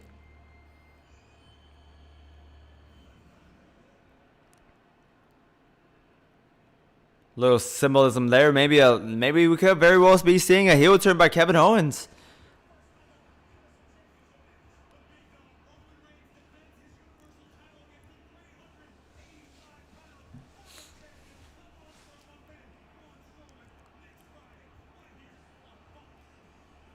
Next Friday, we got it. Universal Championship match. And that's the end of the program? That was random. Little random way to end the program. Instead of just having The Fiend and Alexa Bliss look back at Kevin Owens from the stage area. If we get an advertisement for next week's main event, Braun Strowman taking on Roman Reigns, which Braun Strowman was on Monday nights, though. So, that's just weird. But yeah, the program's over. That's how they ended Smackdown.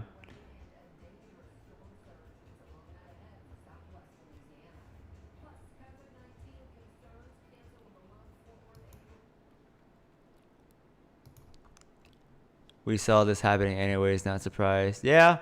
I did like that finish, though, how they finished off that match with The Fiend and Kevin Owens. I do like that combination. That's awesome. Hopefully The Fiend still keeps that in his arsenal. And Aaliyah Punk, you are not dreaming. Welcome to the stream. You're just in time for the end of WWE Friday Night Smackdown. Moose, I am back. I have returned, but this is not the only return here tonight. We have many, well, I guess you could say many. Me being one, and the other return is we had the Freak, known as Lars Sullivan, making his return to WWE, clearing his path as he took out Jeff Hardy and Matt Riddle, along with The Miz, coming from out of freaking nowhere, but they did change his theme. But nonetheless, the Freak is back on WWE, but he is going to be in the Raw pool as far as the draft goes, because he was still technically a Raw superstar. But we have not seen Lars Sullivan in over a year. But yes, Aaliyah Punk, you're not dreaming. The Moose has returned to live stream. I had to come back for the special edition, the drafts. I mean, come on. Yeah, I watched the full Smackdown. But the draft is a little bit confusing. Yes, let's talk about that here for a little bit before I end the stream. My God. All kinds of... when they pull stuff off like the Smackdown champions going over to freaking Raw, why even have the draft? Why even have the draft? Goodness. Oh my God. That's in my damn near 20 years of watching WWE, that is by far the strangest exchange of WWE superstars over to another brand. I've seen probably eight drafts in my lifetime. I can't recall them all, but around 10. But this is, by God, the most strangest one of them all. I mean, kudos to 2020 for just making this year even more stranger by having the SmackDown champions on Monday Night Raw. Why you have the brand split? But Aaliyah Punk said the New Day, Xavier, and Kofi are SmackDown Tag Team champions, but they are on Raw. Yep, exactly. No logic.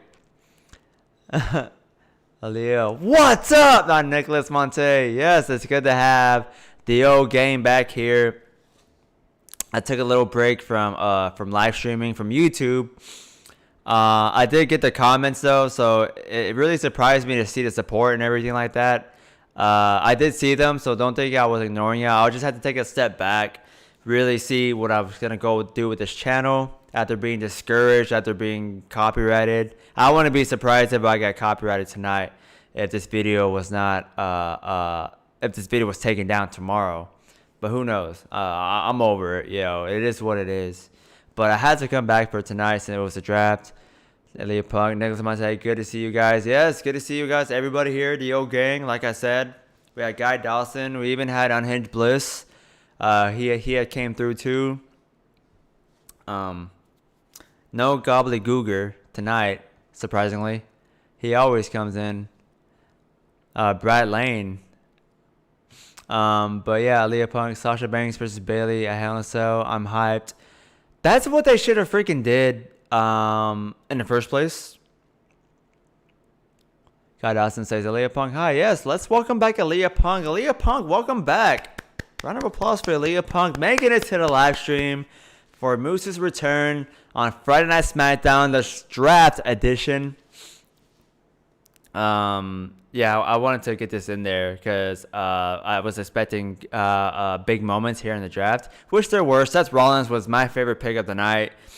Heading over to SmackDown, that's awesome. That's a nice change, of landscape. Aaliyah Punk, what is your thoughts about Alexa and Fiend's storyline? I like that they're incorporating Alexa now, especially with the Fiend. That's awesome. That's a good pair. To me, I see it as a counterpart to Karrion Kross and Scarlett over down at NXT. They were going for that kind of stable, not really a stable, but Scarlett, I should say, is more like a manager type or a representative to Karrion Kross. But now since Cameron Cross has been shelved, they're gonna go over with The Fiend and Alexa. So I like that dynamic. I like that they're putting them two together. And really a nice change for character for Alexa Bliss. Because I like her way better as a heel anyway. And I think I can speak for most of the WWE Universe when it comes to that. Godassen, welcome. Godassen. Brad Lane was supposed to make a big return last Friday. Oh. Well, maybe tonight I thought he was going to stop by. But Brad Lane, no sign of him. What is your thoughts about Roman? Oh, wait, the tribal chief, Roman. Oh, my God. Hope he was okay, Moose. Yeah, I'm sure Brad Lane or the Gobbledygooker, whatever he goes by, is all right. It's all good. The tribal chief, yeah, Roman Reigns, he is there to stay on Friday Night SmackDown, at least for the time being. Because I think, to my understanding, they could still be drafted.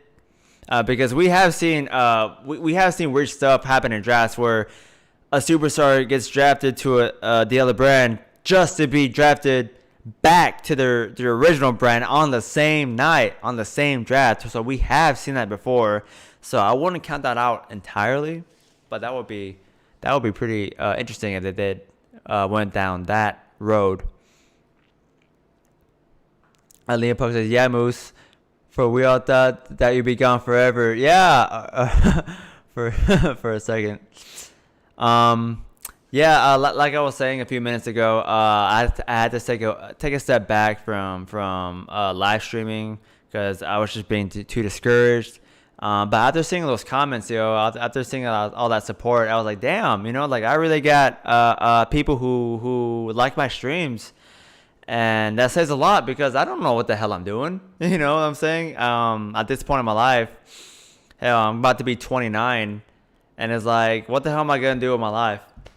Because I wasn't smart and thinking about that shit when I was young, when I was in high school. I was like, oh, I'm young. I'm only a teenager. I got all these years to think about it. Now I'm on my freaking last year in my 20s. So I was like, what the hell am I going to do? So I might as well, keep this going for a little bit, see what happens.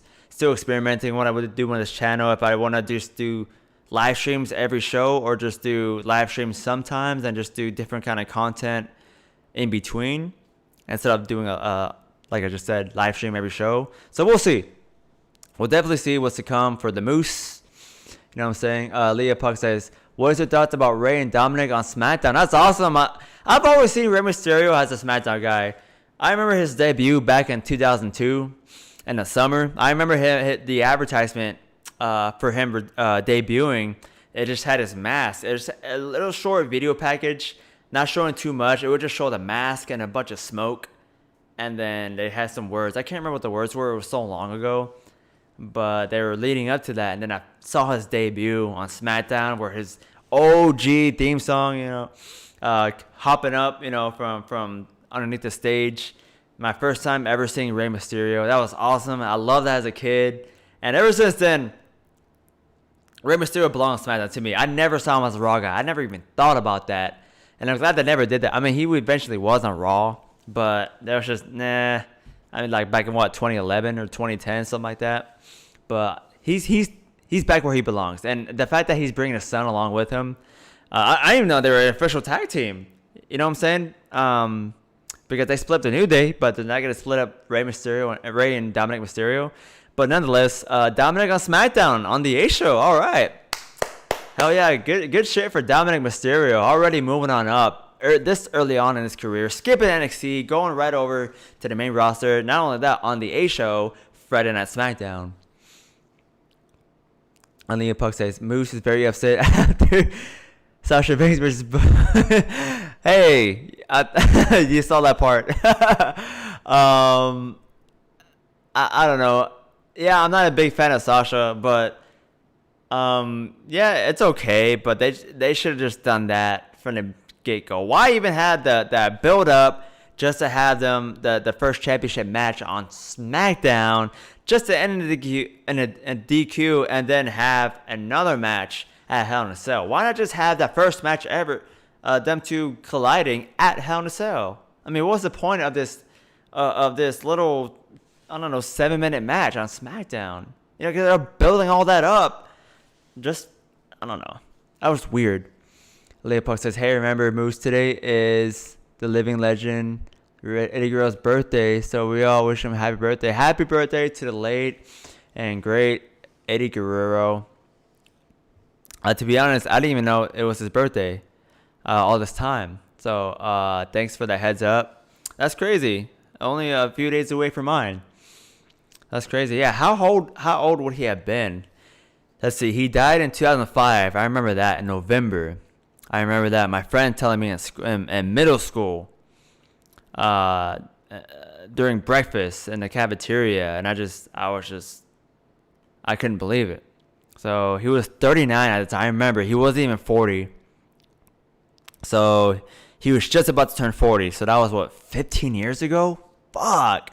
So he would have been 54? Wow. A 54-year-old Eddie Guerrero? Wow, that was never meant to be.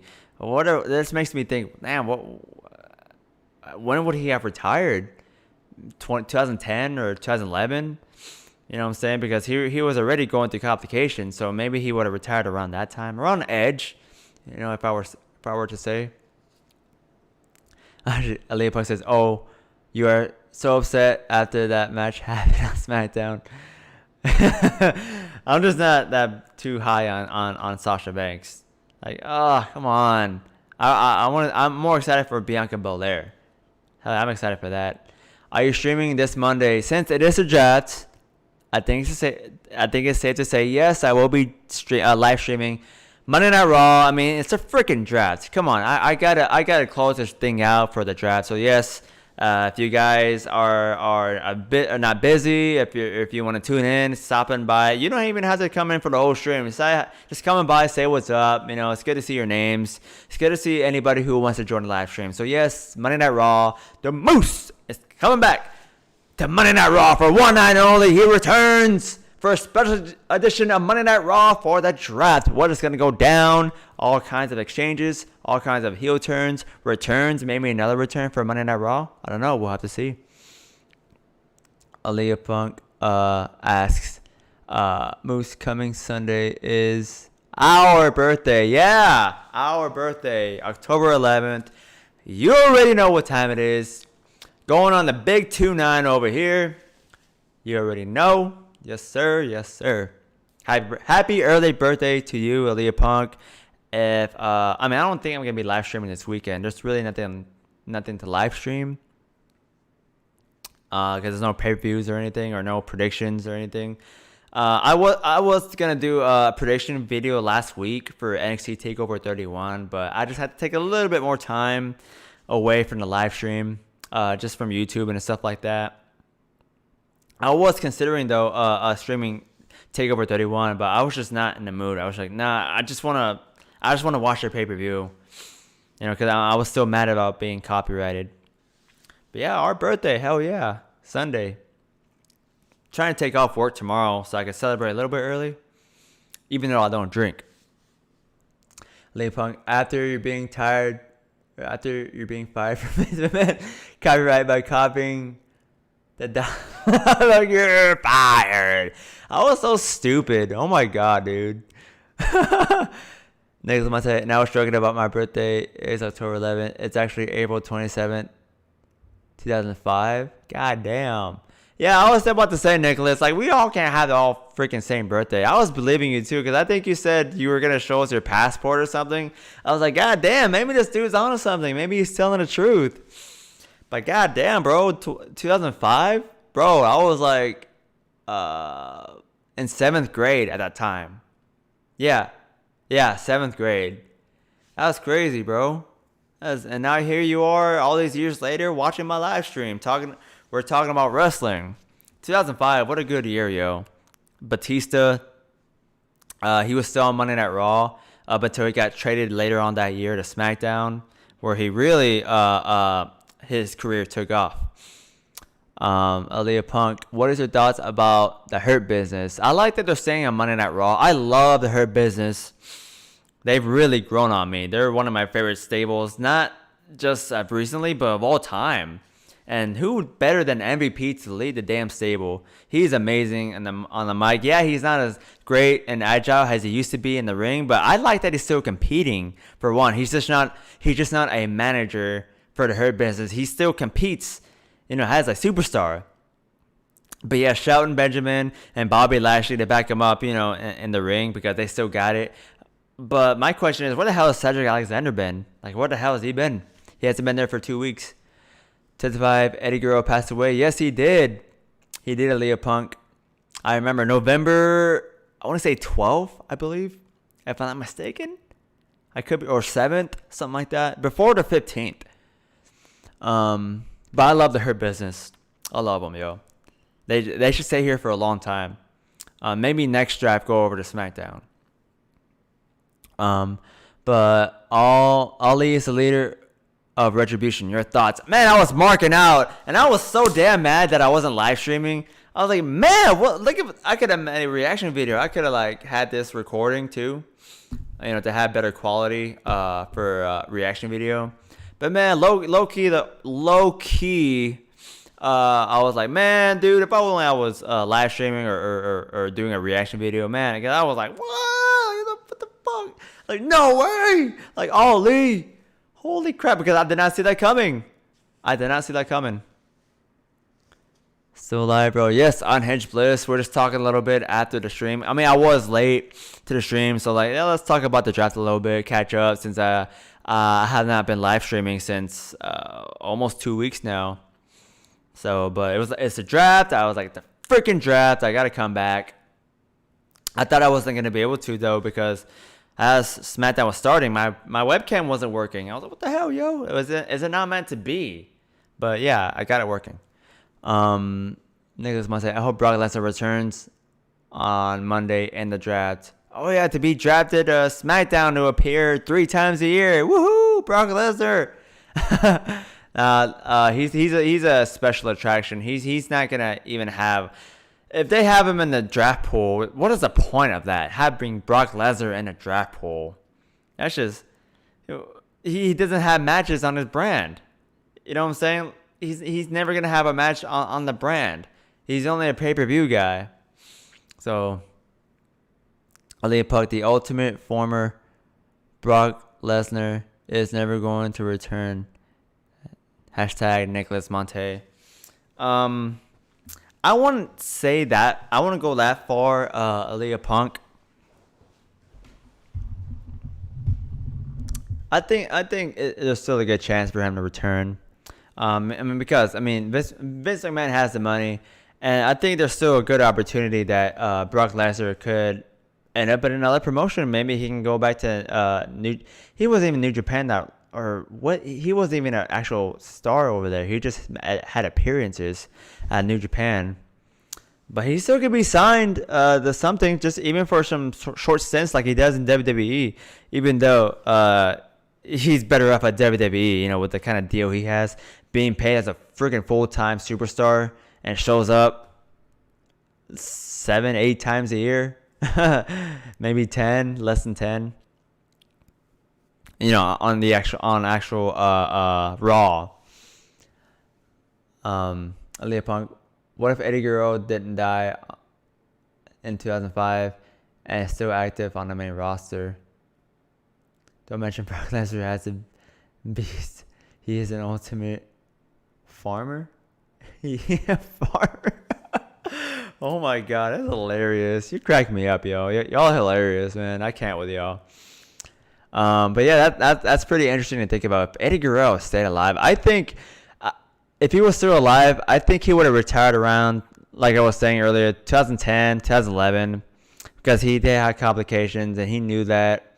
He knew he only had a certain number of years inside the ring. I don't think he knew he was going to die that early.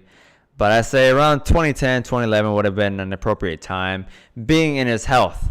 If he had none of those conditions, he could have lasted a lot longer. Maybe until 2015, in the kind of shape he was in. But not as a full-time, maybe like part-timer. But man, yeah, I miss Eddie. It has not been the same since he passed away all those years ago. 15 years almost to the day. That's weird to think about. Like, oh my god, I remember when it happened last week. Like just talking about it, or the same day, watching that Monday Night Raw. Because I think it was that same day. Like he had died Sunday night, and then the following night they had that whole special for Eddie Guerrero. Nicholas Monte says, "I never see Brock being a face. He hasn't been a face. I think once upon a time he was a face.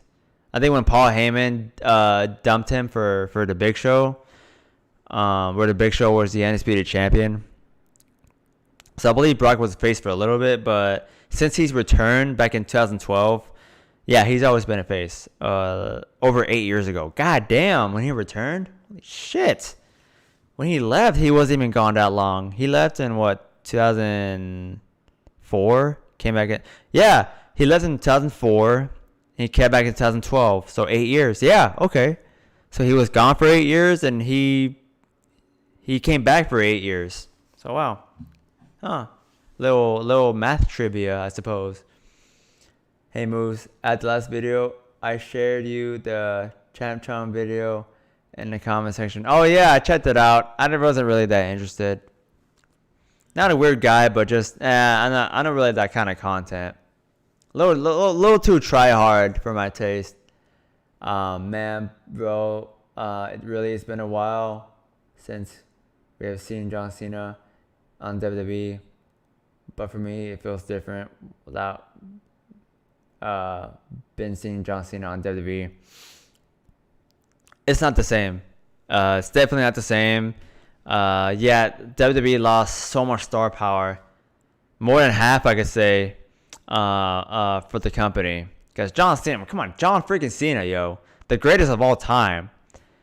WWE just has been the same, and it never will be the same with him being gone. Nicholas Monte, a lot of wrestlers die from heart attack. It's reasonable. Yeah. I mean, they go through so much, and especially the older ones, because all the shit they were taking, just to keep up, with the traveling the road and all the bumps they were taking every night. So it's definitely a different time. It wasn't as heavy, with the wellness program and everything. There was no wellness program. What am I saying? So they were definitely on top of that, and it catches up. We just lost Road Warrior Animal not a couple weeks ago. So yeah, man, dying so young, and they drop like flies, man. Like, God damn, like, jeez. But yeah, I miss John Cena, man. I really miss John Cena. Just thinking about just watching him every month. You were guaranteed to see John Cena on Monday Night Raw. It was just a thing, and when he wasn't on Raw for that very rare occasion, it was just felt off. Hey, what the hell is Cena? Main event's coming. We haven't seen one lick of Cena. What the heck? What's going on? This is not Monday Night Raw. So yeah, that presence is definitely noticeable. Man, it's never gonna be another superstar like John Cena. Not in this lifetime. God Elsons, did you like NXT TakeOver, Moose? I did like NXT. I always like NXT TakeOver. However, this was a little bit on the weaker side as far as it comes to takeovers. Nothing really too groundbreaking as far as a takeover. But the biggest thing I could say was maybe Ember Moon making her return. I did like that part. I wish she had done a little bit more instead of just being at the stage area and just smiling. Maybe attack Io Shirai or something at the end of the match. That would have been a better statement in my eyes as a heel Ember Moon, because she has a different look. I could assume a different theme song is to come. I didn't watch NXT this week, and I believe it was said she has a new theme anyway. So yeah, I did like it, and I was expecting a little bit more from the Finn Balor Kyle O'Reilly match. To me, it wasn't earth shattering. It was a great match, but to me, it wasn't earth shattering. But it was still a fantastic match. I was just expecting a little bit more, to be honest. Aaliyah Punk, what if Chris Benoit didn't didn't commit suicide in 2007 and still active on the main roster? Wow, he would have retired a long time ago, to be honest, before 2015, because he was already 40, in his 40s already. And damn, that's crazy to think about. What if Chris Benoit was still alive in general? You know, damn, it's weird to think about. Everyone returns. Yeah, she did return. Yeah, Chris Benoit, man, that's damn. He would have been in the Hall of Fame by now, I could say. He would have retired probably like 2012ish. Like, he definitely wouldn't have been a full-time superstar. There's no way. Not in the kind of condition he was in. I mean, look, remember he was like blowing up like a balloon. Leipok says, in our country, in 8 to 10 months, a wrestling school is going to open. Oh, nice. In India? Nice. It's called IWE, Incredible Wrestling Entertainment. Really? That's awesome. Would they be a... that's it. The future Indian WWE superstars are in the making. All right. I did not know that. It's 10 months of wrestling school. That's awesome. Maybe they could have I was going to say, you know how the UK has a little version of NXT? Maybe I was going to say, maybe if India has, nah. I don't think so. I think that would be too much abundance of NXT. They just keep it like that. It's NXT and NXT UK. Leopunk, what is your thoughts about Io Shirai? Or, sorry, not Io Shirai, excuse me. KO versus Fiend. I think there should be a little bit of a heel turnish, maybe a change of character for Kevin Owens. Because Kevin Owens, yeah, as a face, he's okay. He's okay. But like I was saying earlier in the stream while SmackDown was still on, sometimes he's not that convincing. And sometimes he struggles. He still struggles in his promos as a face. He had a couple live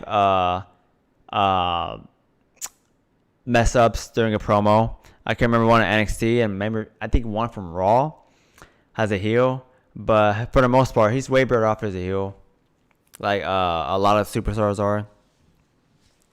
But yeah, we definitely saw some symbolism after that match here tonight, where at the stage area we got a Fiend and Alexa Bliss looking at each other, you know, just staring at each other, and then looking over back to Kevin Owens, who was still recovering in the ring. So maybe I think there's a little bit of plan going on. I don't want to say anything like Kevin Owens joined the group or anything, nah, but definitely a change of Kevin Owens' character. Let's see. Aaliyah Punk next. Strowman versus Roman Reigns on the SmackDown's premiere. Your thoughts about that, Moose, next week? First, I don't know why they keep having Braun Strowman go back and forth. You know, because first he's on SmackDown, he got traded to SmackDown, and then he's on Raw for a little bit, for Raw Underground, after he lost the championship. And now he's back on SmackDown to have a title match against the heel Roman Reigns. So that's going to be cool to see. Definitely Roman Reigns' biggest challenge as the new Universal Champion. But he's still going to win, though. One way or another, he's still going to keep the belt because if you don't know this by now, whoever's tuning into the stream, it has now been declared that the Hell in a Cell match for a Universal Championship will be inside Hell in a Cell, yes, but it's also going to be an I Quit match. So definitely, they're going to have to keep the belt on Roman. I mean, what's going to happen if Braun Strowman wins the belt? Braun's going to be in that match instead of Roman. It's going to be I Quit match for him. It just doesn't make sense. You know what I'm saying? So yeah, it's gonna be cool for the premiere for SmackDown, but let's see if Jey Uso somehow gets in the way in the match. Guy Dawson says, who should be Roman's next opponent after Jey? Good question. I don't want to say Lars because he just got back. Maybe Big E could go for it. But oh crap! Yeah. I was gonna say he's on Raw. He's still on SmackDown. I think Big E should go for the Intercontinental Championship first, even though I know it's not gonna happen. So I would say Big E. He's definitely a big contender. He's one of my top choices, but they're gonna definitely wait for the bigger ones until maybe during the Royal Rumble season. Like after TLC and stuff like that. So we might see Big E in the title picture for a little bit, and then after that, the run of Royal Rumble season, we're gonna have that build up for the big one at WrestleMania. Because believe it or not, it is around the corner. WrestleMania season does come by. It sneaks its way in. Aaliyah Punk says, yeah, I really thought about when Alexa and Fiend looking each other. I thought they were going to kiss each other. Nah, that would be weird. I don't think they kind of have that kind of relationship. It's kind of like, well, let's go back to Karrion Kross and Scarlett. They're not like a couple or anything. Well, I can't remember. I recall them ever kissing, but nah, they shouldn't go that direction. Nah, no way. Hashtag Guy Dawson. I think Jeff Hardy or the returning Daniel Bryan. Daniel Bryan has yet to return. Hopefully no spoilers, but if I saw his face, his name in the draft or something, that would be freaking cool. Like, what a way to return. But I see him as a SmackDown guy. He should definitely stay on SmackDown and yes, compete for the belt. I think Jeff or the returning Daniel Bryan will be next for Roman Reigns. But the question is, when will Daniel Bryan be returning?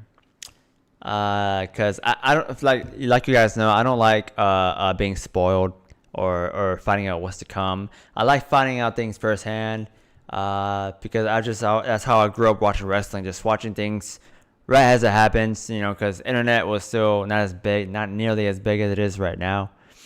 So and less access, less exposure. Social media was a baby back then.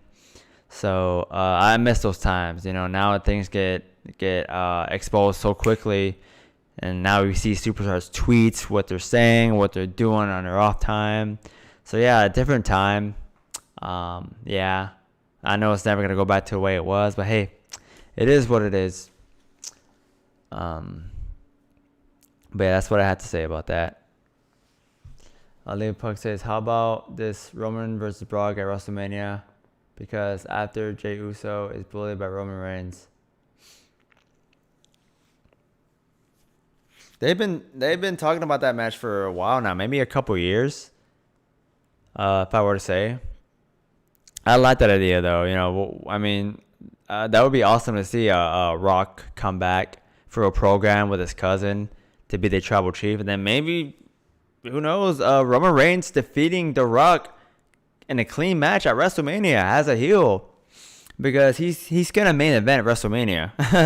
He's definitely gonna main event at WrestleMania. But hey, let's see what The Rock has going on, because he's a big movie star now, so he might not have the time, but we'll see, yo. If they're gonna do it, they need to do it coming up soon. You know what I'm saying? Because it's time. Who knows how long we're gonna have Roman Reigns as a heel with the kind of stuff that WWE pulls off. Guy Dawson, Daniel Bryan should return Monday.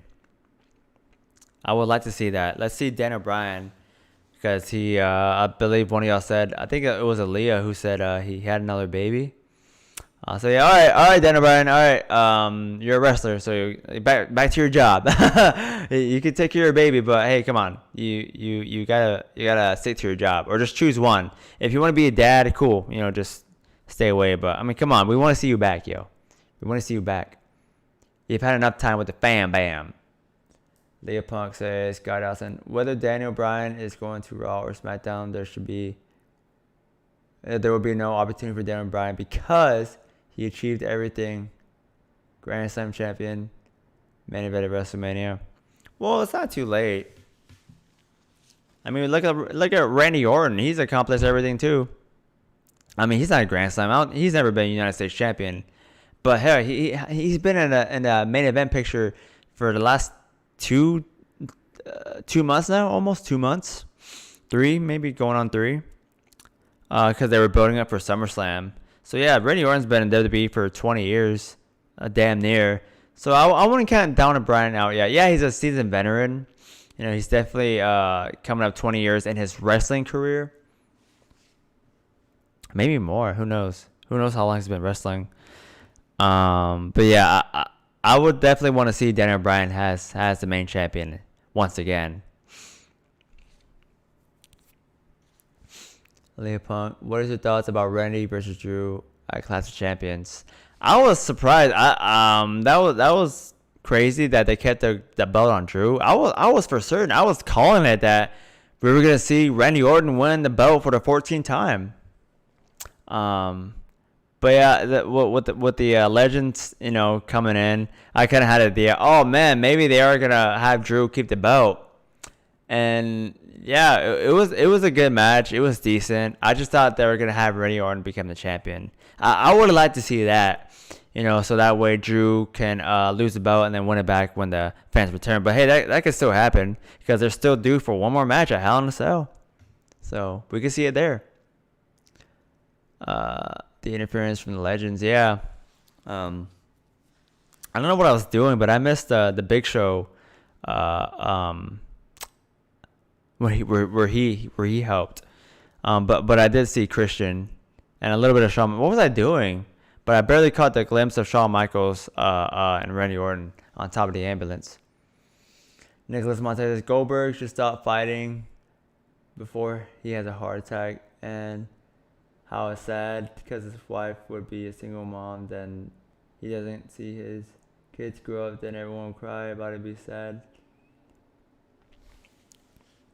Well, to keep the low vibrations out of here, yeah, let's not go there, because yeah, that is sad to think about, and I don't want to have this channel think about something morbid like that. Yeah, he's older, but here's the thing, yo. When superstars compete, especially older ones like that, like such, you know, with Jerry Lawler, I mean, even after his heart attack on live on Monday Night Raw, he was still wrestling, but he had to go through extreme precautions and all kinds of physical tests to be able to compete. You know, so they had to go through some kind of tests and everything in order for them to get back, because just because you're a wrestler, they're like, okay, let's go. Nah, they gotta make sure they're not gonna freaking die in the ring. You know what I'm saying? Because the last thing they want, that WWE or any wrestling promotion wants, is to have one of their own pass away in the ring. That's just avoid that at all costs. You know, so no company wants that happening. Okay, it's just, I mean, for one, it's really sad, you know, to happen. You know, one of their own passing away, but on a live television, you know, it's not a good look for a company at all. God on stage, he will win a Hell in a Cell. Possibility. Maybe. I mean, if it's going to happen. I mean, I said this about the ambulance match, but hey, come on. Randy Orton become a 14-time world champion at Hell in a Cell, inside of Hell in a Cell. Just hopefully it's not red. As long as the Hell in a Cell is not red, that would be freaking cool. But sorry to Drew McIntyre, because I love Drew McIntyre.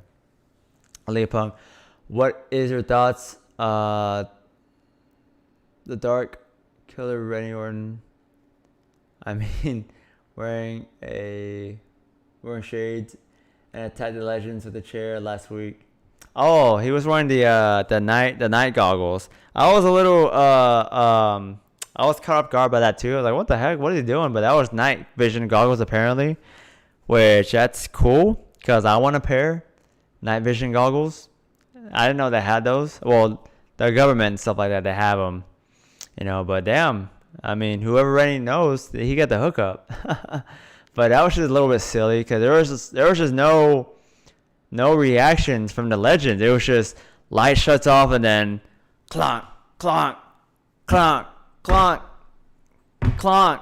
No screams, no screeches, no yelling, no nothing. And Big Show, man, my God, you figured his voice would have been the first to hear in that room of darkness, but nothing. It was just the light shut off and they all went mute, I guess. So that was just a little weird. Aaliyah Puck also says Goldberg has officially signed a new contract. He will fight either 4 or 5 times now, man. What? I'm not sure if that's true, but Leo Punk is saying that Goldberg is on his way back to WWE. What do you think, Moose? What are the matches with Goldberg compete in this new contract? Well, Goldberg is a new and upcoming superstar. He's definitely upcoming. He has a lot of potential. Very young. He's still getting in the groove of his in-ring ability and his mic work. So he has a very bright future, I should say. He has so much potential to compete with superstars like Roman Reigns, superstars like Seth Rollins, superstars like even with Dominic Mysterio, as both superstars very young and starting their careers in WWE. That's going to be very interesting to see Goldberg come back and start off his career with none other than WWE. I am very much looking forward to what he has to bring and just watch him develop and watch his career morph into a future WWE Hall of Famer. I'm excited for Goldberg. Very much so. Drew needs a new opponent. Yeah, he does. Hey, he signed a new contract. Yeah, I definitely agree. But I think I can agree with Guy Dawson. He's gonna win the belt, and then Drew can still do his thing in WWE, but let him sit back until the fans come back. Not sit back entirely, but maybe gain his own retribution to get him to go back. Develop himself up even more. Guy Dawson, I'm getting tired of Drew versus Randy. Yeah, this is definitely the last match. Well, Randy Orton even said it himself. It was like one final match. Even on a promo from this past Monday Night Raw. So it's going to be Hell in a Cell. Hell in a Cell match to end this feud. Because, they should definitely end it here. Because we don't need to see 4 freaking matches from them. And what better way to end it in a Hell in a Cell? Because we got Survivor Series coming up. And all the champions are going to be defended against the other. Or not defended, but all the champions are going to go off against the other champions and the other brands. So, yeah, we got Finn Balor. Maybe we could see Randy Orton versus Roman Reigns versus Finn Balor. That'd be pretty cool to see. And show up with that match? Hell yeah. But the storytelling between Roman Reigns versus Jey Uso is nice. Yeah, it's very good storytelling. But I mean, it's obvious that they're pushing Jey Uso way much. Because my God, did y'all see last night? I didn't see last Friday Night Smackdown, but I was catching up here on Sling.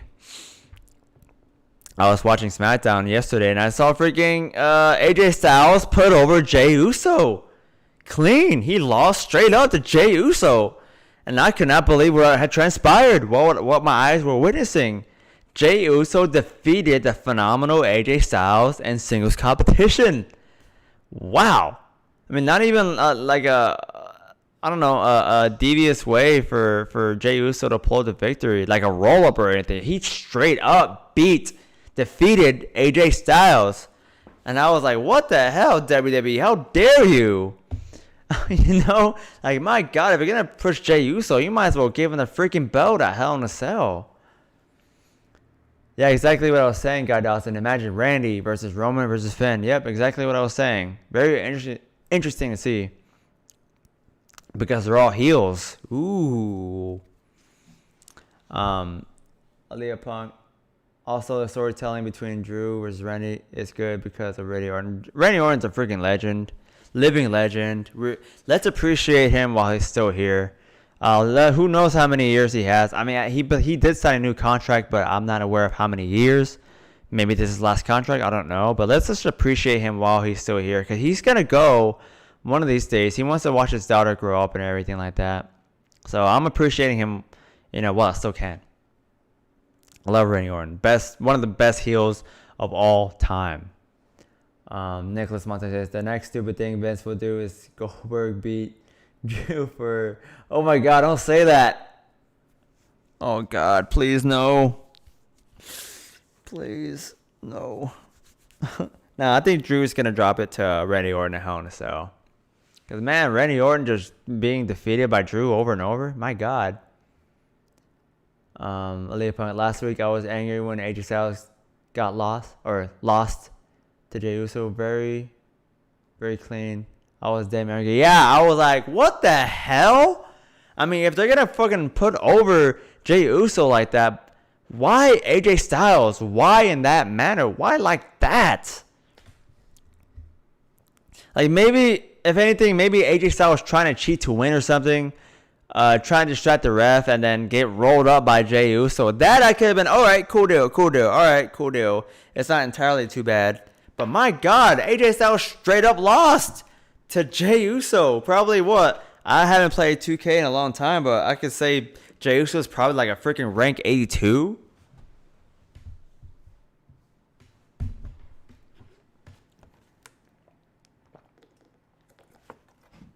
I cannot believe that. My God.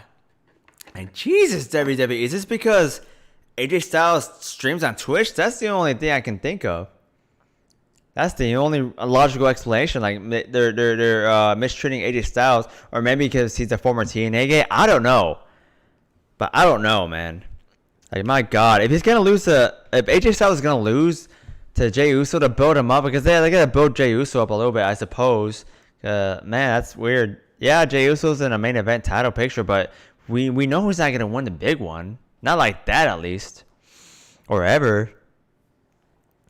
But, man, that's just, man. God damn, WWE. Got them a little bit dirty. But AJ agreed to it, evidently.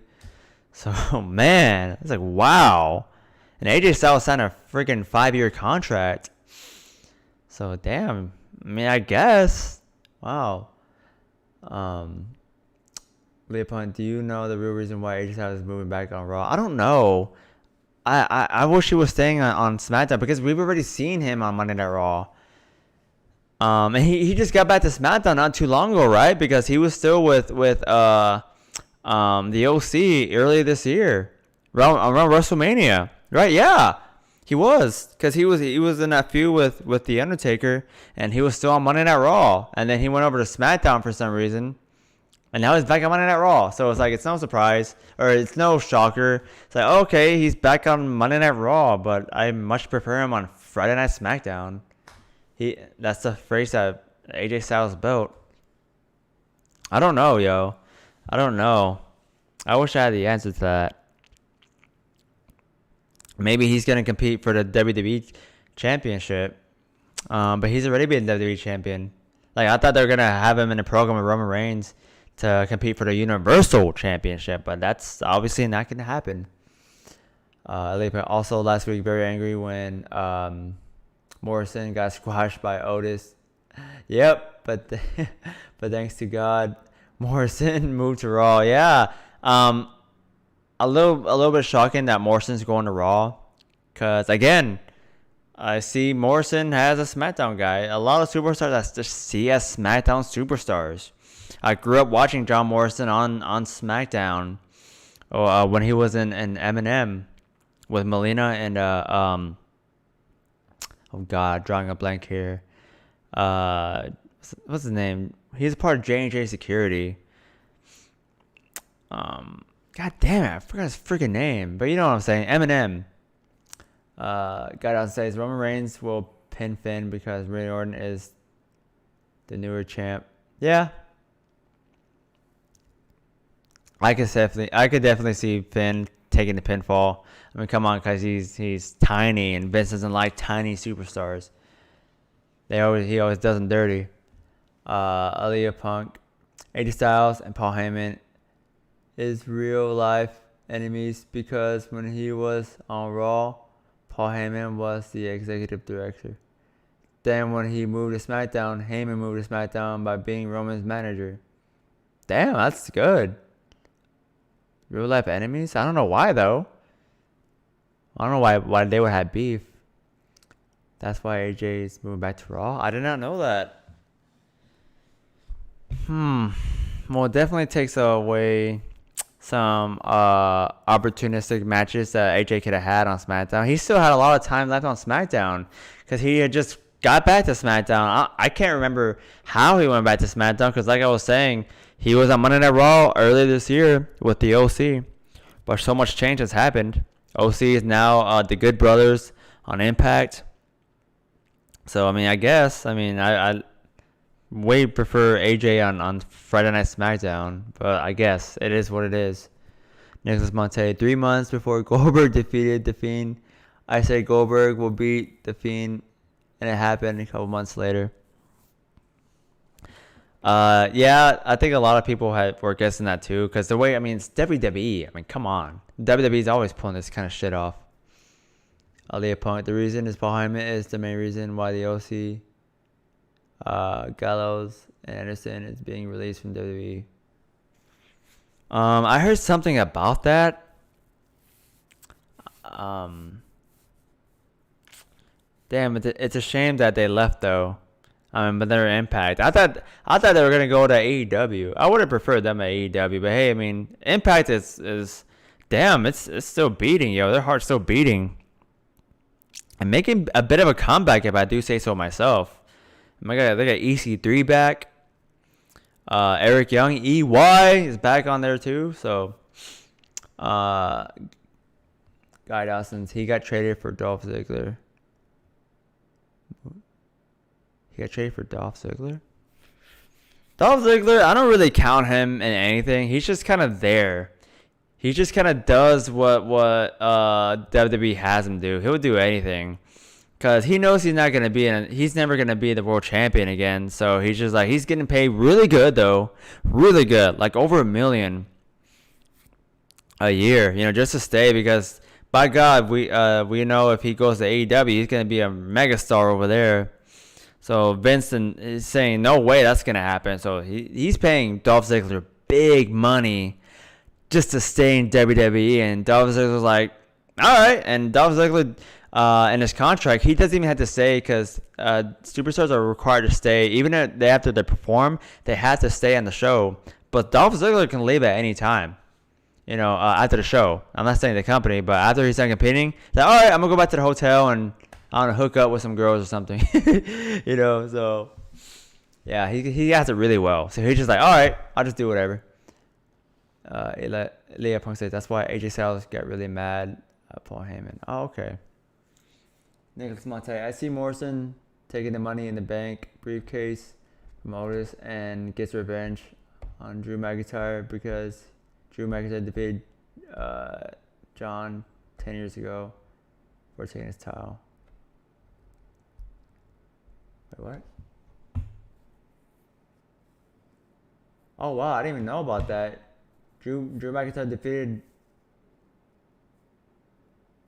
John 10. I didn't know that. I didn't know. I stopped watching wrestling at that time. I didn't know that. John Morrison taking the Money in the Bank. It would be more sensible to have him cash it in rather than Otis. That's just really random. Otis, the Money in the Bank. LA Punk, Ziggler's underrated, man. He's been underrated. He's been world champion, yeah, but was he ever the WWE champion? No, he was never WWE champion. He was the world heavyweight champion. They didn't have a problem giving him that belt, but he was never the WWE champion, the belt that has the most prestige in it. But yeah, the World Heavyweight Championship, yeah, but it was always like a little close second to the WWE Championship in my eyes, because that belt did come over from WCW and was renamed. Nicholas Monte, then Drew will defeat Morrison. Yeah, I can see it to get that Money in the Bank briefcase out of the way, because this year's already coming to a close, and then it's still a little ways from the next Money in the Bank. But they might as well get rid of it. Leah Buck says, Nicholas Monte. Yeah, man, me too. I want Morrison to be Mr. Money in the Bank. But he moved to Raw. Yeah. But who knows? Maybe last minute he will somehow get the briefcase. I don't know how. With this court thing going on. But let's see how the storyline plays out. But yo, I think it's gonna be. I think that's gonna be it for the live stream. It's been nice catching up. Already almost an hour after SmackDown ended. It was nice to be back. It's 8:24 in the morning. Wow, over there in India, it is 8:55 p.m. No, 9:55. Excuse me. It's 9:55. It's almost 10 p.m.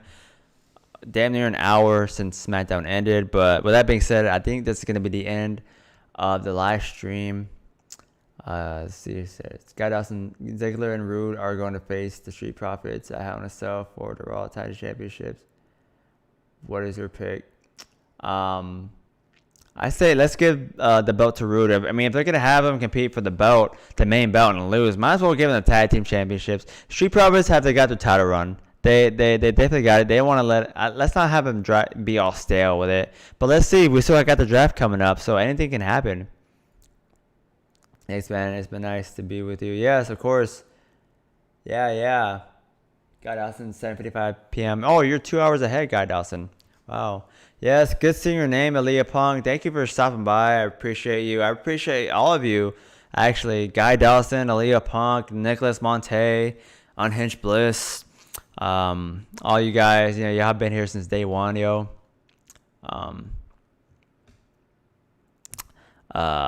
Yeah, like I said, I just had to come back for the draft, and I'm glad y'all came back. Like, just to see y'all's names in the live stream, that's awesome, yo. I mean, yeah, that just shows like, wow, y'all really enjoy watching me talk, watching my live stream. So that means something to me. So yeah, thanks a lot, yo.